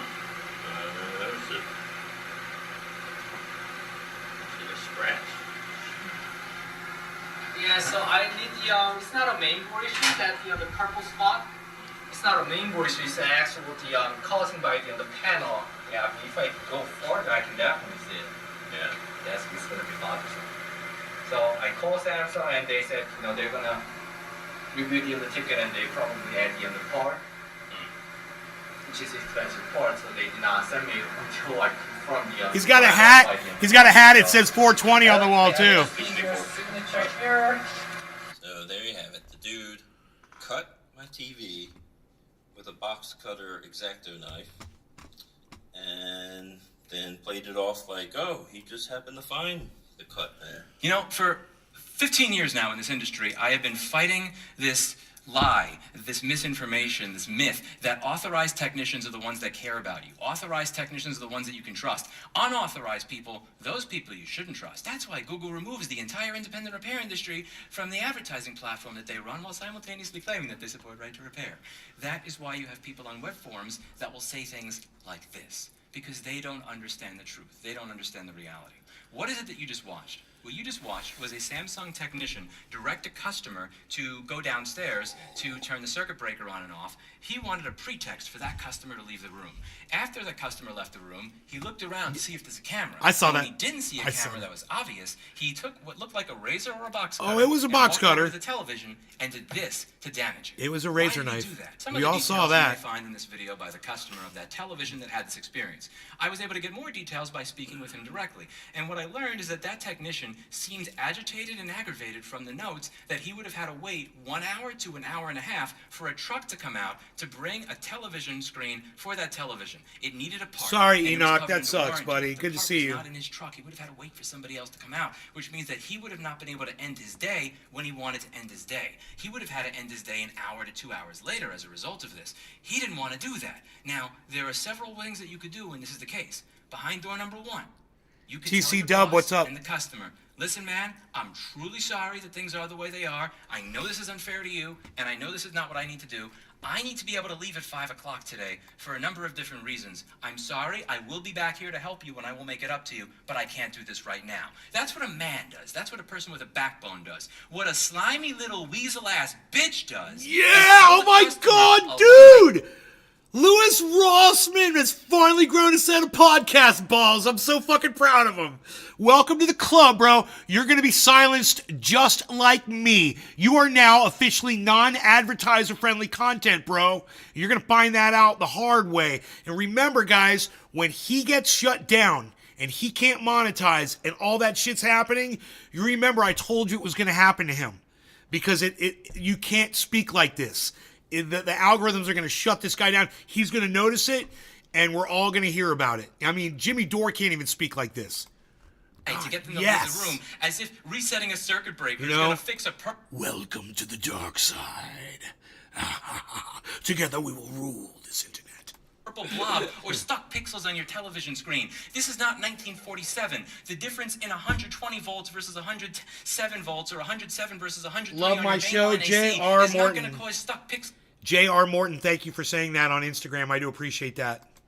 in your fucking television screen. He does that to get the guy to leave the room so that he can, while nobody's looking, like a bitch, take out a blade Like a and break that bitch. gentleman's warranty. This is not an isolated case. Many people have been reporting that this is a problem they've had with Samsung and Samsung authorized service. And something that I've been banging the drum on here on this channel for 10 years, that I've been telling my customers for 15 years, is simply because somebody is authorized by the manufacturer does not mean that there is an incentive structure in place for them to care about you. I have a video that is about 11 years old now where I go over the metrics and the performance metrics that are utilized by authorized repair centers and why it is they don't care about you. I have videos in this channel where I show you there is a bent pin in a screen cable. Worst case scenario, you're paying $150 to fix it. Best case scenario, you bend it back with tweezers, and the manufacturer is telling you it is $2,000 to replace. And here, you literally have them destroying the customer's property because the guy wants to go home early. Time and time again, I can provide evidence of how you are not having your interests served best by the manufacturer. And time again, the propaganda continues. Are there times that the manufacturer may be able to provide a better deal?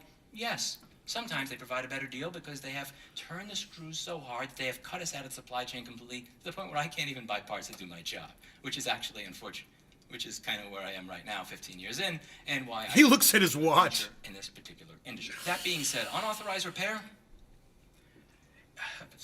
it's kind of like being a short guy in the dating market. You ever go on Tinder and you see the poor profiles Louis. people have? You know, I'm never going to forget Louis. this. Six Flags when I was like 9 or 10 years old. All the rides at this amusement park, I forget if it was Six Flags or something else, it's something along the lines of, you need to be this tall to ride. Aw, that's poor I was little Louis. 4'5" and 3/4. So I went there with my dad, and 90% of the rides I couldn't go on. That is so because it's a sad. quarter of an inch. I'm never going to forget thinking this. It's like, okay, you know what? As bad as this feels right now that I can't play with everybody else at Six Flags because I'm short for my age, quarter of an inch later, everything is going to open up for me. What? And I never grew that quarter of an inch. But bro, why didn't you just lie about your height, man? If it was a quarter inch, they weren't going to be able to tell if you stood in front of a sign if you were just a quarter of an inch. Come I went on, a dating bro. website in 2012. Grow your hair higher. Six Flags is not the only place. Grow where your Six hair Flags would say higher. You must be this tall to enjoy this ride, or in my case, you know, this tall. Surprising number of people put that in their profile. But in all seriousness, the short man, like, we understand how it is. We got to be more charming. We have to be more interesting. We have to be better looking. We have to be in better shape. We have to be more successful. We have to have houses that have views like this. Whereas somebody who's taller, I don't know, maybe they could just live in a $500 studio apartment. My point, which I'm probably making in a silly fashion, You is are. the unauthorized repairman has an incentive structure to It's provide TMI, better bro. service because we are not trusted.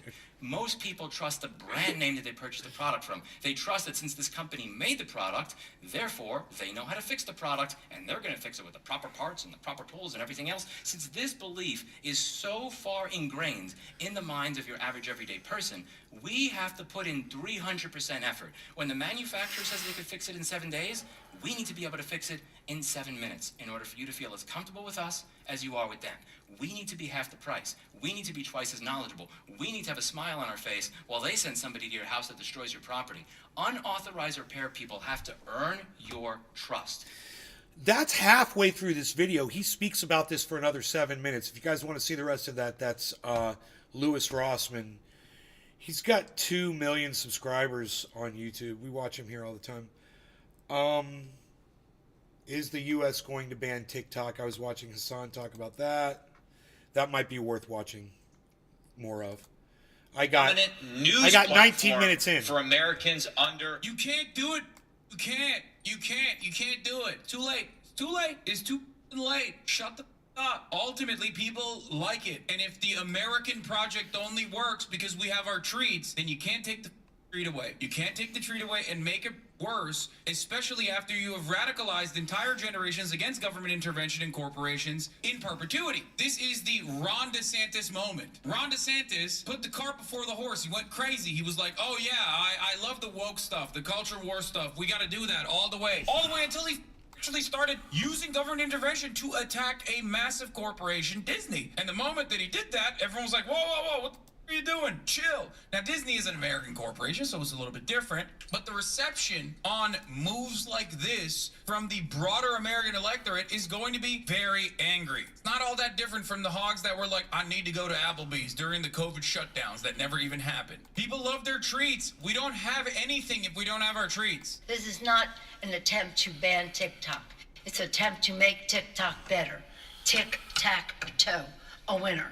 Bro, even she was like, nah. Bro, these people are insane. Me in debate class when I have no idea about the subject. Harry Sasson popping off on defending TikTok. I attended briefings, unclassified and classified, about TikTok. I've reviewed articles, watched hearing videos about TikTok. Unless new information is presented to me, my position is as follows. I will vote no on any attempts to ban TikTok from Americans who choose to use it. Gallagher also falsely states that the bill cannot penalize individuals, as though blocking millions of Americans from their preferred social media platform is not a penalty, and denies that the ban would censor speech, even though it would explicitly prevent Americans expressing speech over TikTok. Yeah, I mean, they're giving the game away pretty openly, I think. TikTok has really lobbied hard for this not to happen. It's mobilized its 170 million US users to really ring up their local representatives, telling them not to do this. And despite that, this has still gone through the House. TikTok gonna learn the hard way that 170 million people can be against something, and that's not gonna change. What they should be doing instead is greasing the monkeys in Congress, okay? That's what you gotta do. Let's be real. Let's be for real, okay? There is no democracy in this country. We've never had a democratic process. I was listening into news reports, okay, talking about how, like, they've gotten a massive amount of calls every single day since this bill was supposed to pass, okay? TikTok is a plague to society. I would be elated if it gets banned. I don't know. I don't get your point, to be honest. Everything that you're angry about TikTok exists in every single social media platform to the same degree. In many instances, TikTok's algorithm is just cranked up. It's on steroids, okay? The issue here is not about, like, actual regulatory control over what you see, or ensuring that we're not, like, radicalizing citizens or making them dumber. If that was the case, this would be a totally different bill. That would still run into some constitutional issues, obviously, because of restricting free speech. The flat earthers are mad. Flat earth is one of the biggest topics on TikTok.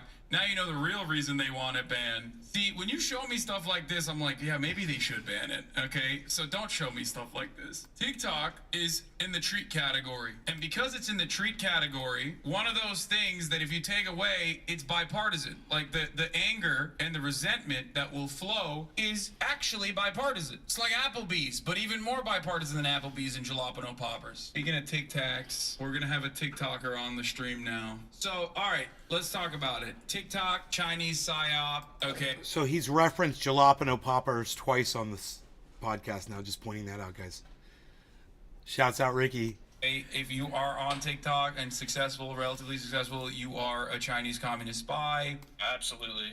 What do you have to say to that? You said you were very mad. I am. Well, I mean, I think the main reason that I'm upset, besides the fact that this is a direct attack on me personally, and that's why Congress is doing this, because they have a grudge against me personally, is because they're not passing any kind of comprehensive data privacy legislation. Like, they act like they care about data privacy, where your data's going, all this other stuff, but, like, they don't give a shit about that at all. They haven't made any movement to pass any kind of comprehensive protections for users. And the one thing, or maybe I don't know, one thing that Europe is more conscious of than we are is their data privacy. They have more, far-reaching laws. Google is getting sued all the time over there, or getting billions of dollars in fines because they're not, correctly participating in the strict privacy regimes they have over there. And you can actually get stuff taken down, you know, I mean, like, if people are sharing, I mean, the example that I'm thinking of is revenge porn, stuff like that. You can actually get stuff taken down in Europe. You can't really get anything taken down in the United States from search. Yeah, absolutely. I think Lil Bear in my community said it best when she said,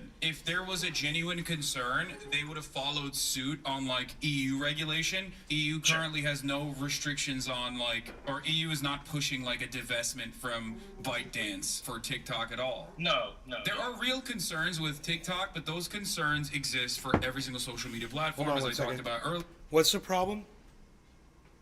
I'm looking for my napkin holders. Oh, I have no idea. Were they up there on the bar? They were on the bar. Okay, then they're probably open up the drawers. I would look in the drawers right there, or I probably just behind you. There's drawers. There's 3 drawers. Yes, I see, honey. I know there are drawers.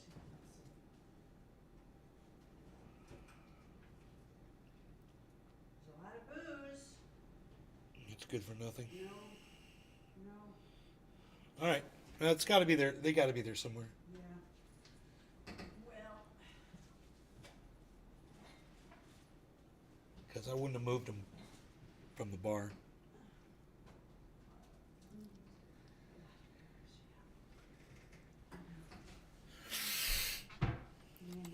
Earlier, whether it be the algorithms and how they are, like, making people dumber in some ways, I agree, or pushing them into the throes of radicalization. We saw a version of this with, like, the Andrew Tate phenomenon, obviously on TikTok. As Will well it as pass all the of Senate? other I don't social think media so. platforms, that we do not have a way, I don't a think so. standard of, like, making sure that social media platforms actually abide by the same terms of service agreements that they put forward, and any kind of restriction in that front would be a serious violation of the First Amendment rights as well, I think, or like free harbor, which is something that I do agree with ultimately. But that is not this bill. This bill doesn't do any of that. This bill also does not protect data privacy, like you mentioned. It's simply being sold as protecting Americans from foreign adversary-controlled applications in a way to try and pry away a successful social media application and gift wrap it and hand it to, like, a loyal American capitalist instead.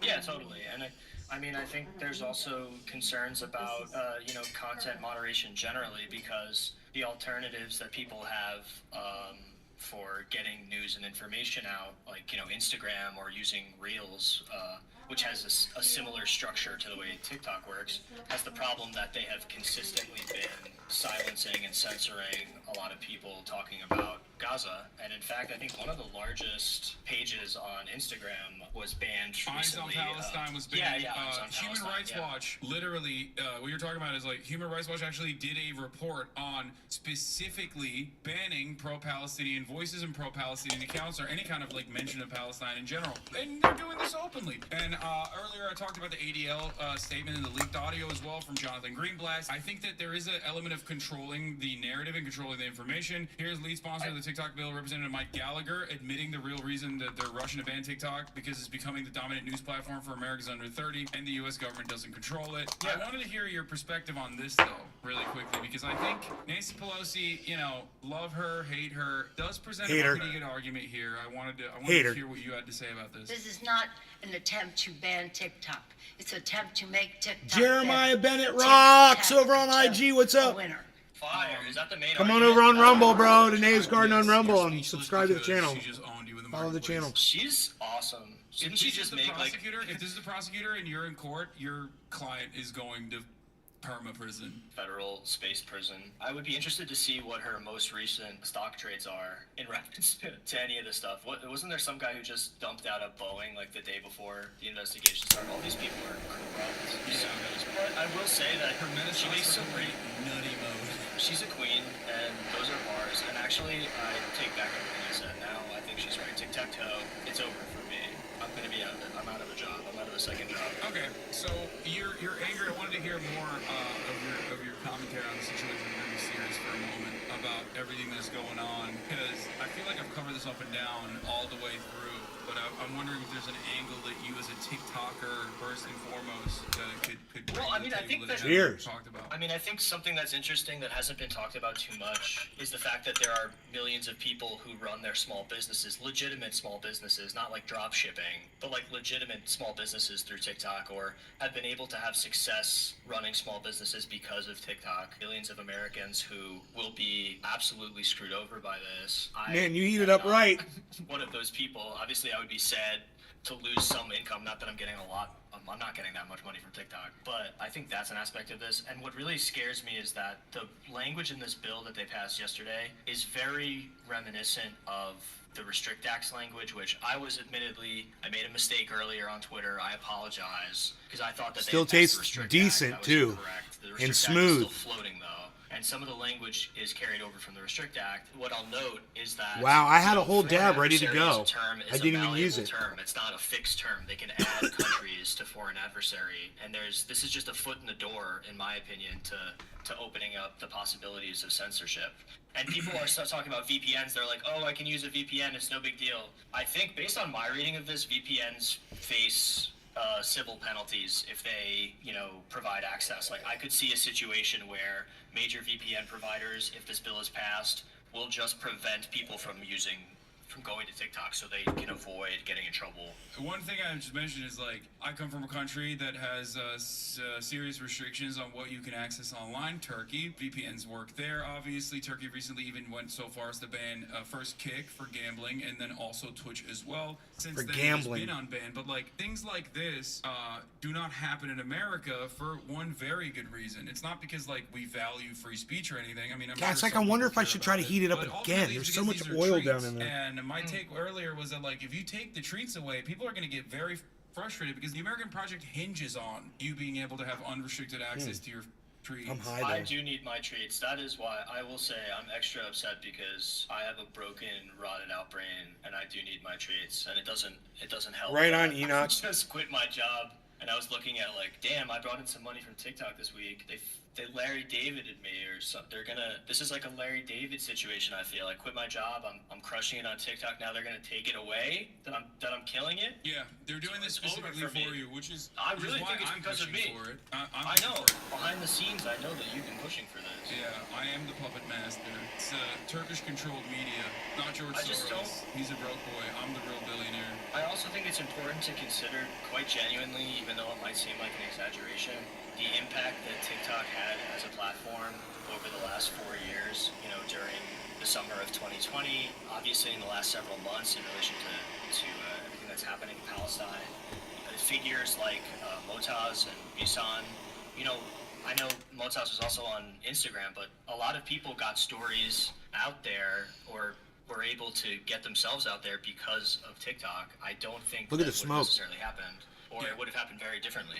No, I think that's another motivator. I think the first and foremost major motivator here is to pry away a successful product away from a foreign adversary that we've declared a foreign adversary, even though we do so much trade with them, at the behest of, like, an American capital owner. But then the secondary reason is so that we can control and restrict what kind of information gets presented on this application, and also create another opportunity for backdoors. Like, this is a big part of, obviously, the mass surveillance flavor's gone. Post 9/11, especially. A lot of these social media companies, like almost all of them, are also working with the State Department, whether it be surveilling, foreign nationals, or whether it be surveilling the American population. That presents a big national security problem for Americans, not because, like, China is surveilling us by way of TikTok. As we talked about earlier, data brokers exist regardless of our information. They can just, like, go and buy it. Probably cheaper. Scubro Rumble, what's up? Lordy Nordy. Is more so to ensure that, we have yet another avenue for controlling all of the back-end information that we can give to the government if need be, to the intelligence communities if need be. I mean, it's also intensely hypocritical, like, when we talk about the Great Wall, the firewall in China for their internet access, being concerned, or members of Congress acting very concerned about what people have access to in other countries, and then to turn around and do this. But beyond that, like, you mentioned, working with intelligence agencies, there's not a lot of transparency in the way that these things are structured or data is produced in the United States with American companies. Like national security letters, they like refer to them. They have like the canaries in the coal mine. If you go on the transparency reports for companies like Twitter, Reddit, any company that has like user data that they have to provide to the government doing investigations, they can't say, oh, we got this many letters from the NSA requesting information for investigations. They have to give them brackets like we did between 0 and 1,000. Like they're not transparent in terms of the way they talk about these things. And a lot of the decisions that are made, like in FISA court or FISA, I think it's FISA, but FISA court. Okay, sorry, my bad. I'm unemployed, you know what I mean? There was another thing I wanted to say. Oh, this also, ironically enough, another angle that I just thought about that many have not brought forward is that this eliminates like a gigantic chunk of video games. Because Chinese companies also own a shit ton of video game companies, video game developers, and this bill also severely restricts that as well. Like anything that's owned by Tencent is gone. Obviously, they're not doing that because they only care about like forcibly, like I said, prying away TikTok from ByteDance and like giving it to an American capital owner as a fun little crack. I mean, this opens itself up to like every Riot property technically. Valorant has kernel level access to your computer. I guess like it's a very rigorous anti-cheat thing. Rigorous. They have like a phenomenal amount of access, like an unprecedented amount of access. You know, this isn't even talked about in Congress because they're all 800 years old and they don't know anything about anything, and they only care about like what is right in front of their eyes that some lobbyist told them is a good idea. When is the Chinese government gonna like invite me to come out? Is my question. That's my question too. I wish. Thank you, Lolo. Have a great time. Lolo overruled on TikTok until they ban it. Yeah, until they ban me. Goodbye. All right, bye. Twitter has rotted my brain in 2 weeks. Use of infinitely more than TikTok ever did in 5 years. Lamau. Yeah, I hate this because like it's coming at the heels of me also using TikTok more and more and moving away from Twitter a little bit, and I don't like that. I don't like that at all. Okay, I don't like that at all, folks. Arise Today is the only member of Congress that has ever been banned by social media. Because I'm crazy. By the way, it was Elon Musk's purchase of X that restored my social media account on Twitter. I think we are the dumbest country on the planet. Many Americans and many teenagers believe awful things, and they don't just see them on TikTok, they see them on Facebook and Instagram too. I don't think this will accomplish what the goal is to accomplish. I hate that she's like, it's like her and Trump are on right side on this issue, being like, the real problem is Meta. They're not wrong in the energy, I guess. Technically, the exact same problems that you could point to with respect to algorithms, with respect to data privacy, exist where Facebook as well. Yeah, wrong formula, right answer. And it is so goddamn stupid. By the way, most of the time, my posts on Facebook are shadow banned. It's me. I'm the real victim here.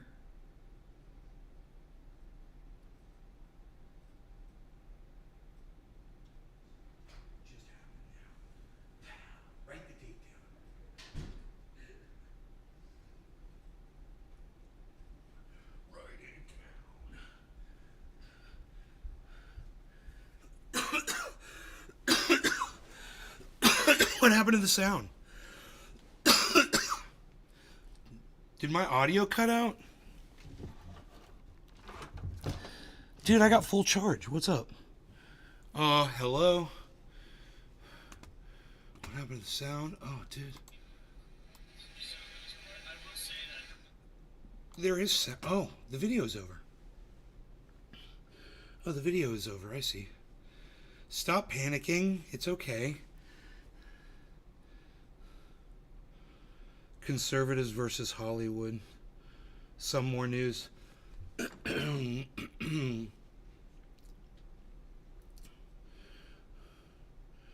Israeli fire killed Israelis. Yeah, man. You guys... Oh, I got this over the screen right here. Hold on. You guys, check this out. They showed images of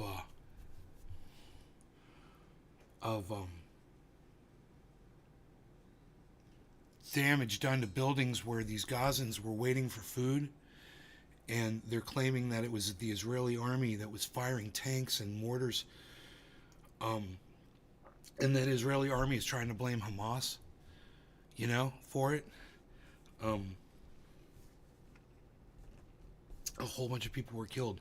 But I saw the images of the damage, and I'm here to tell you that it's possible that the holes in the walls that I saw, that damage could have been done with rocket-propelled grenades. It's possible. They do a lot of damage, man. They blow shit up.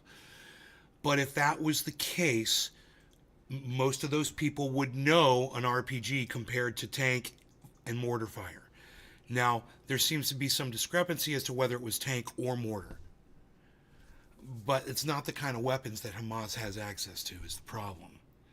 So when you look at the damage to the buildings, it's possible that damage was caused by RPGs. It's possible. There's entire walls caved in, just wrecked shit, holes, giant holes in walls, bigger than this, giant holes in walls, blood everywhere. It's looks like shrapnel ripped through all the walls and shit. You know, I don't know, but I got a pretty good idea. You know, this is one of the kind of things I can't put in the title. You know.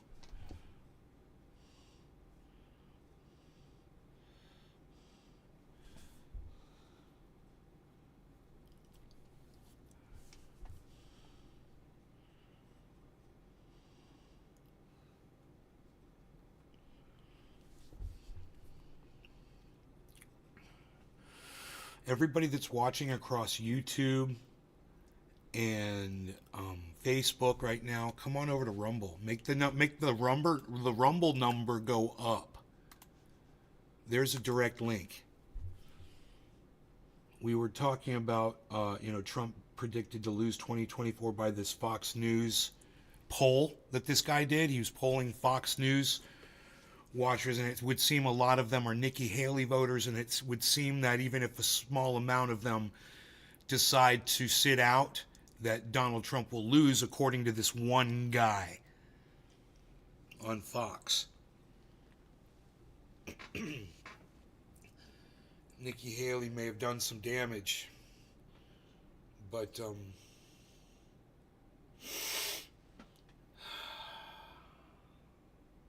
there's a lot of reasons not to vote for the current administration. You know? A lot. And the problem is, the reasons you don't want to vote for the current administration are the reasons you don't want to vote for Donald Trump's administration. It's the exact same reasons. But, hey, did you guys hear this? Here it is. Newsflash. Did anybody hear Joe Biden actually mention cannabis in his State of the Union address? You guys know about this?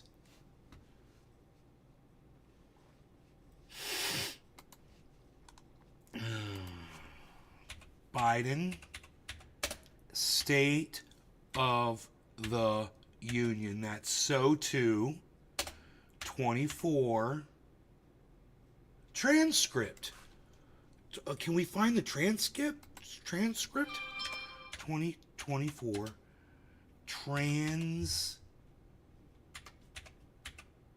it's not available. Transcript. God, if we could find that. State of the Union transcript. Read full text. Here it is. Let me see what we got here.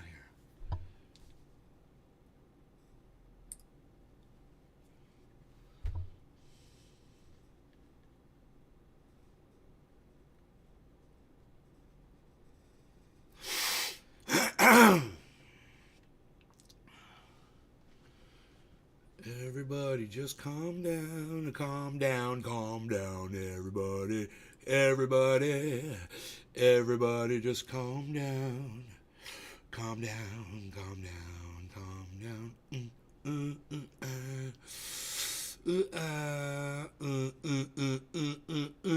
Bam! Ba-flow, ba-flow, ba-flow, ba-flow, ba-flow. Read the full text of Biden's 2024 speech. Continue reading. Okay, now, we want to bring up a search text on a browser or in Windows, we hit Control T? No, my bad. That's the wrong thing. That's not it. Is it Control R? That's not it. That's not it. I don't know what I just did. There's like a, is it Alt or something? You want to bring up a text? Search on for a page. I want to search. I wonder if he uses the word cannabis. It's going to be near the end probably. I'm scrolling through it right now. It's long. Man, he spoke for a long time, everybody. Holy shit. Asylum, immigration, predecessor, border, conscience, confronting climate crisis, gun crime, families, Hamas, GDP. We're getting near the end, I think.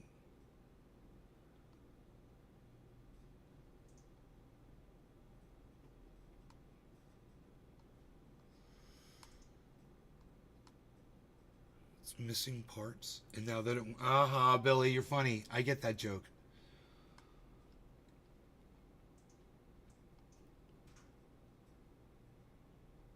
Poison the blood of our country. God damn, dude. That's your State of the Union, is speaking out against Donald Trump? Really? That's your State of the Union address? It's a fucking chance for you to fucking politic? What an asshole. Go do some rallies, bitch. Go do some interviews, motherfucker. If you're too old to run, if you're too old to campaign, then get someone else to do it. Step down. It's that simple, Biden, you fucking idiot. I'm going to go through this one more time. Search.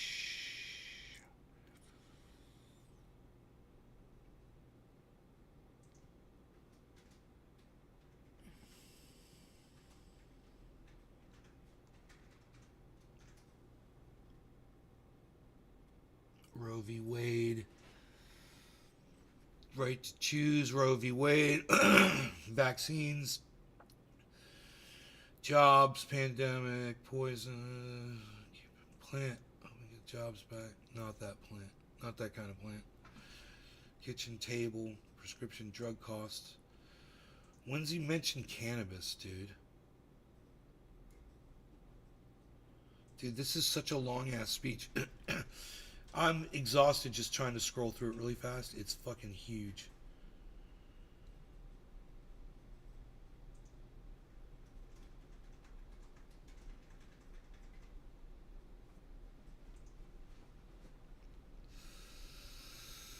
Alright, I'll figure this out right now. I'll figure this shit out right now.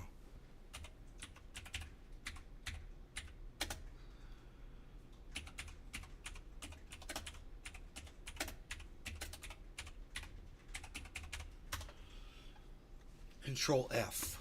Find. Yes.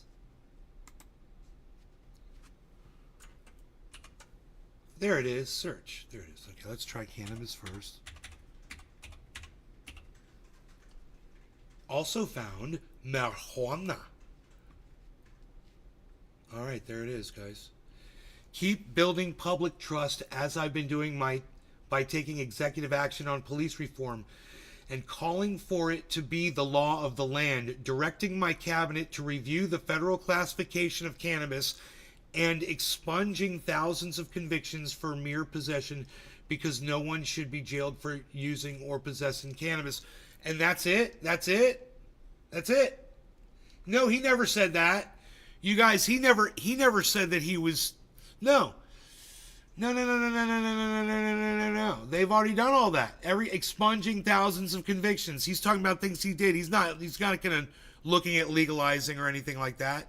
That's bullshit. He's very explicit right here in not saying that. You need to take people for their words, not just try to guess what they mean, folks. He literally did not say that. I'll read it to you again. Here's the transcript. This is from MSN.com. Full text of this fucking speech. He says,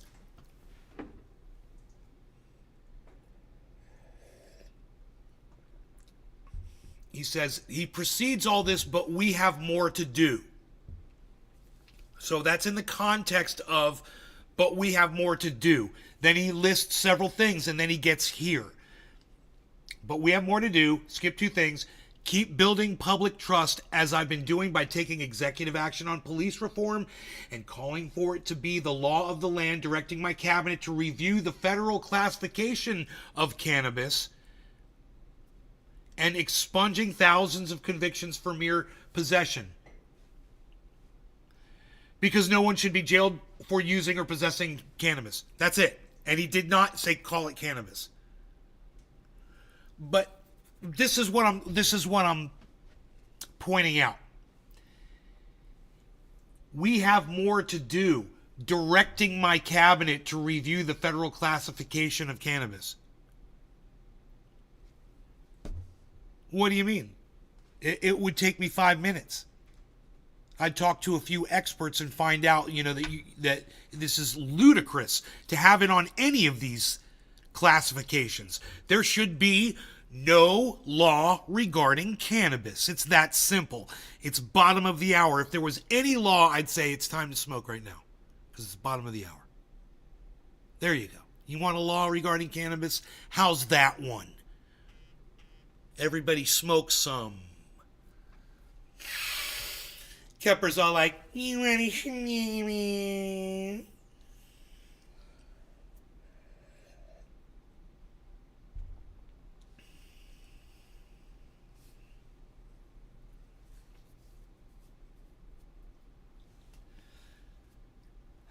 God, you guys are chatting up a storm. I love it. I'm reading it right now. I'm reading all your chat. Okay, so there's nothing else in here about cannabis.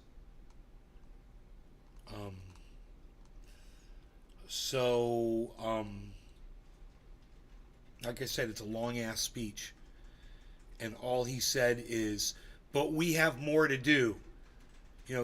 Help cities and towns invest in more, blah, blah, blah, blah. Give communities the tools to crack down on gun crime, blah, blah, blah.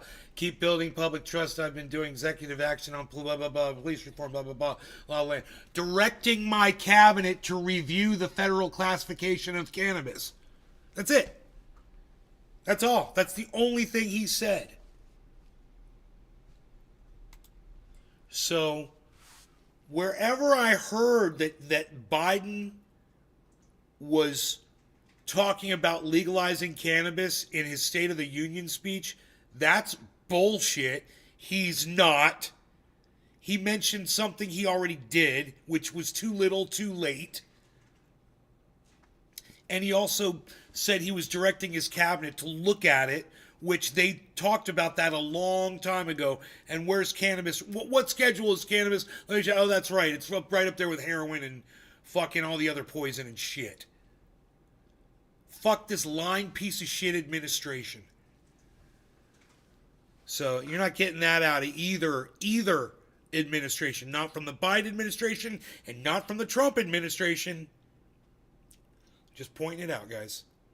These fascist cunt motherfuckers, they're groomers.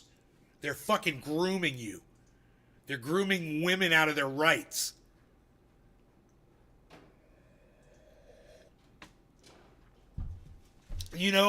Republicans are literally grooming adult women.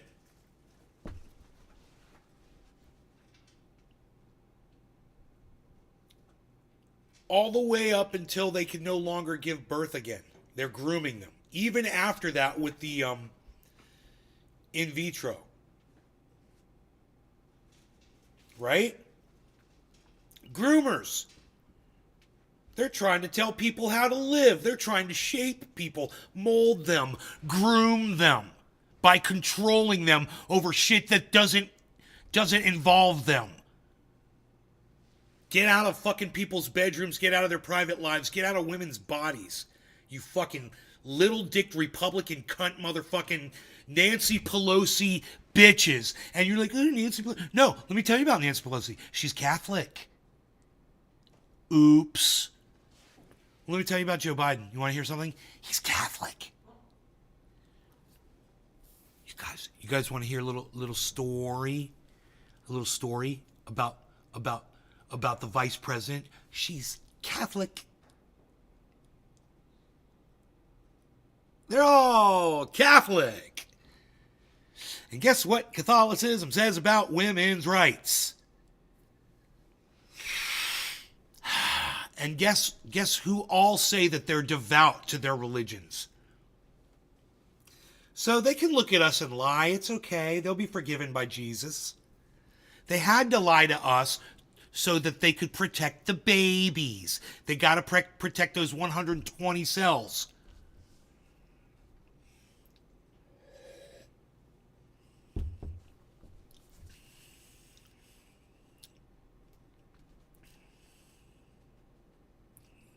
Kepper's like, so they're child molesters if they're Catholic.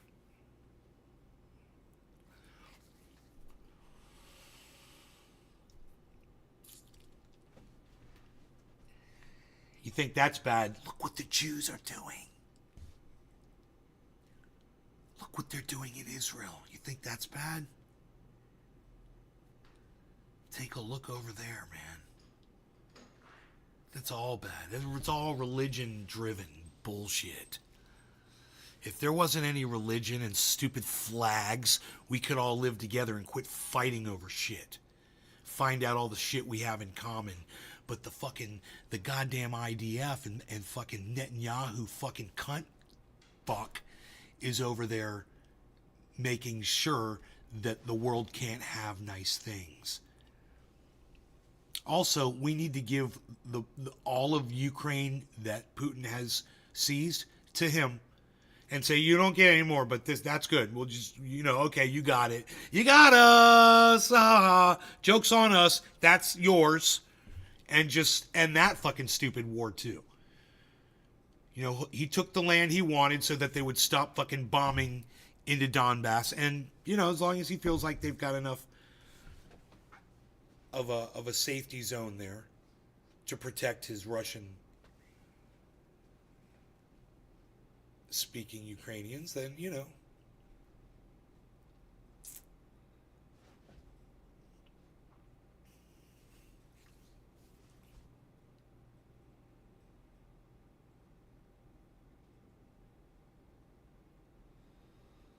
Yeah, right, Billy? Because that's what it's going to end up being. Like that shirt Eddie Vedder wore, I remember.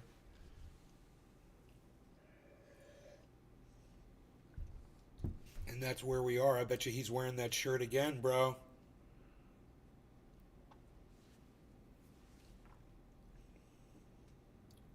What is this?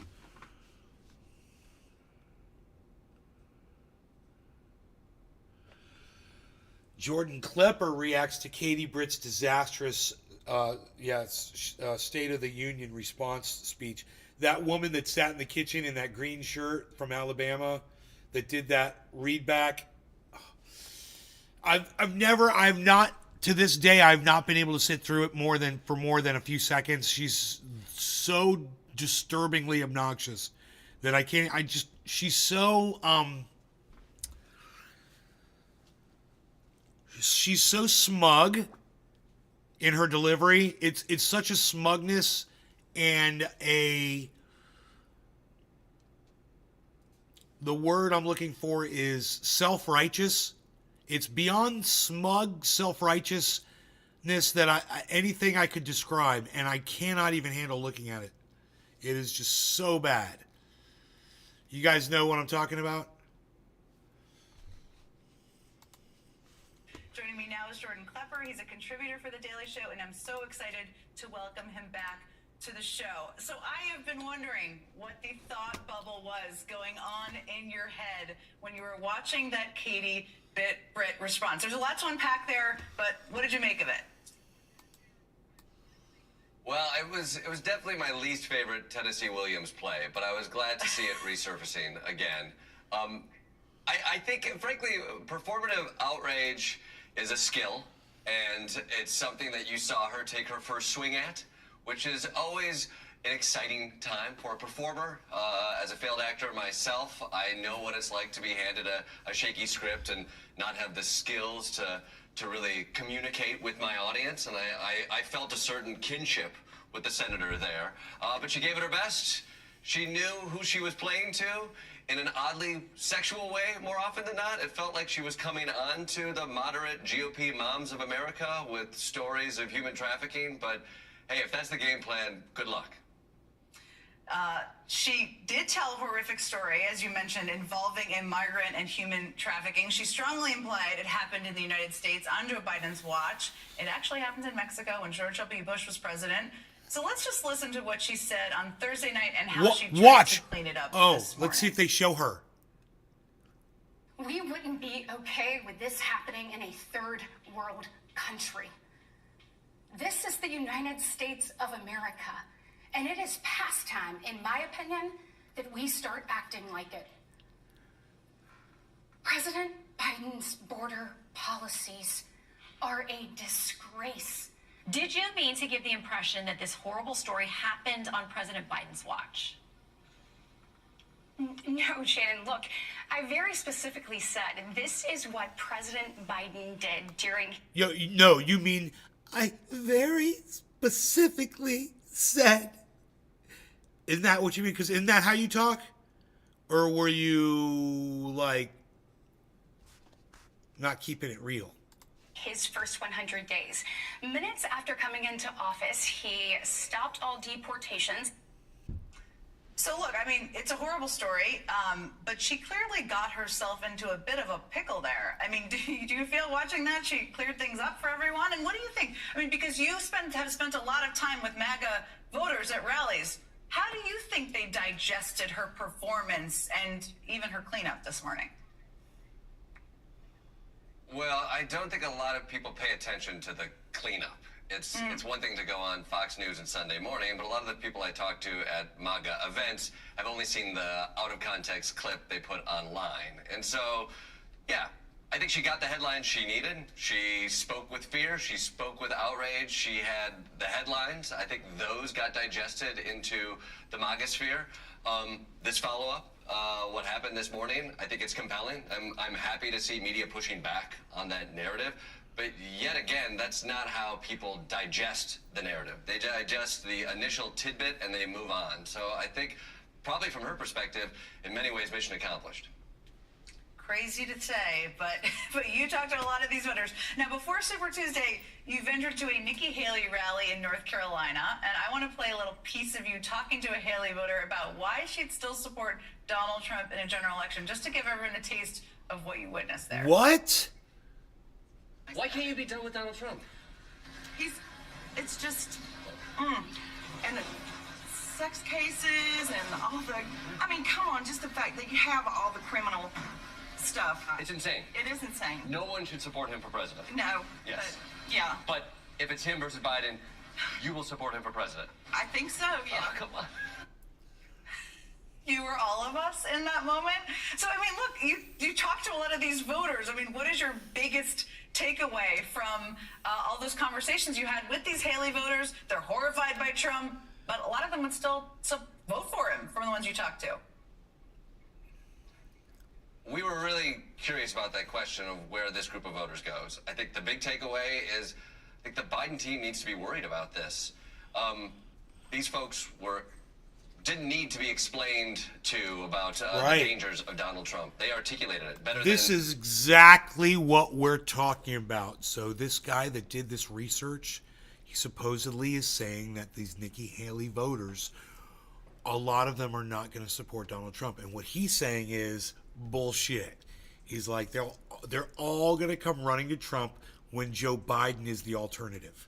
A lot of the folks on the left that I've talked to would articulate their fears and their anxieties. But also, Joe Biden is dead in the water in their minds. He needs to articulate a vision to get them back on that page. I expected there to be much more much more openness to the idea of accepting somebody outside of their original party. But when we pressed, a lot of people said they wouldn't vote, but most people went back to knowing they don't want to support a Donald Trump presidency, but not being able to allow themselves to support the idea of Joe Biden as president. So we walked away feeling like Joe Biden needs to start communicating to these voters or find a whole new option, because the Joe Biden in their mind is one with which they will not support. Hard to watch. Okay, before I let you go real fast, everybody wants to know, how much Jon Stewart talk of Katie Britt is there going to be tomorrow night? What should we expect? Well, I'm always excited to go into the morning meetings where we get to digest the news of the day or the weekend. And so that's what I have the best job in the world, where we all get to sit around a table. We would get to... That's cool. Okay, right on. He's hilarious. Watched him for a long time on The Daily Show. He does like what you just saw. He does that live reporting where he goes up to people and asks them questions and just lets people answer the way they want to answer. That's basically what he does. He's really good at what he does.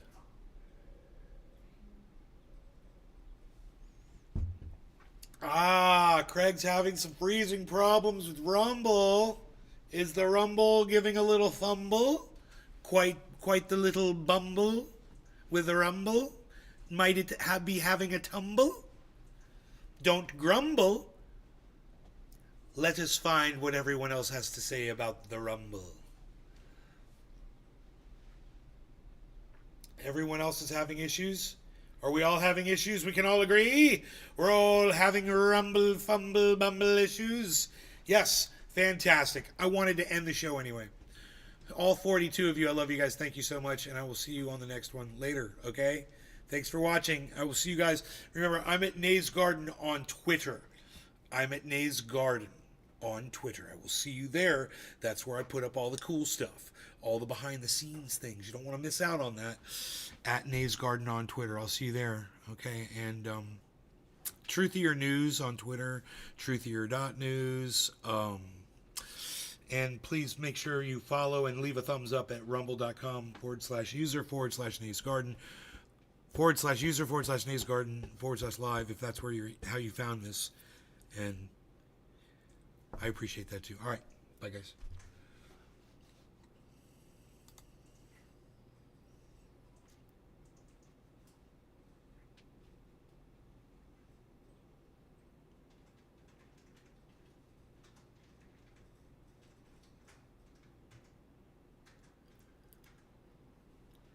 You guys are still here. Why are you not leaving?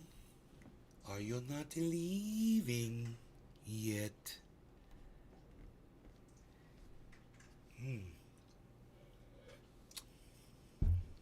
Why aren't you guys leaving, man? What are you guys doing here still, man?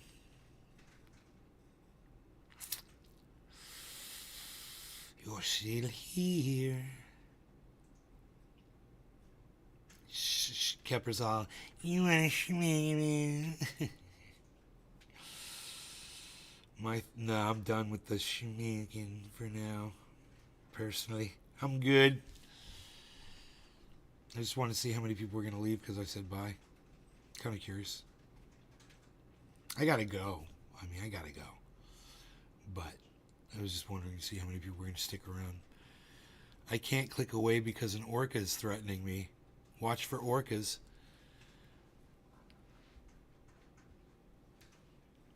Now it on. What, Rumble's on? Rumble's working again?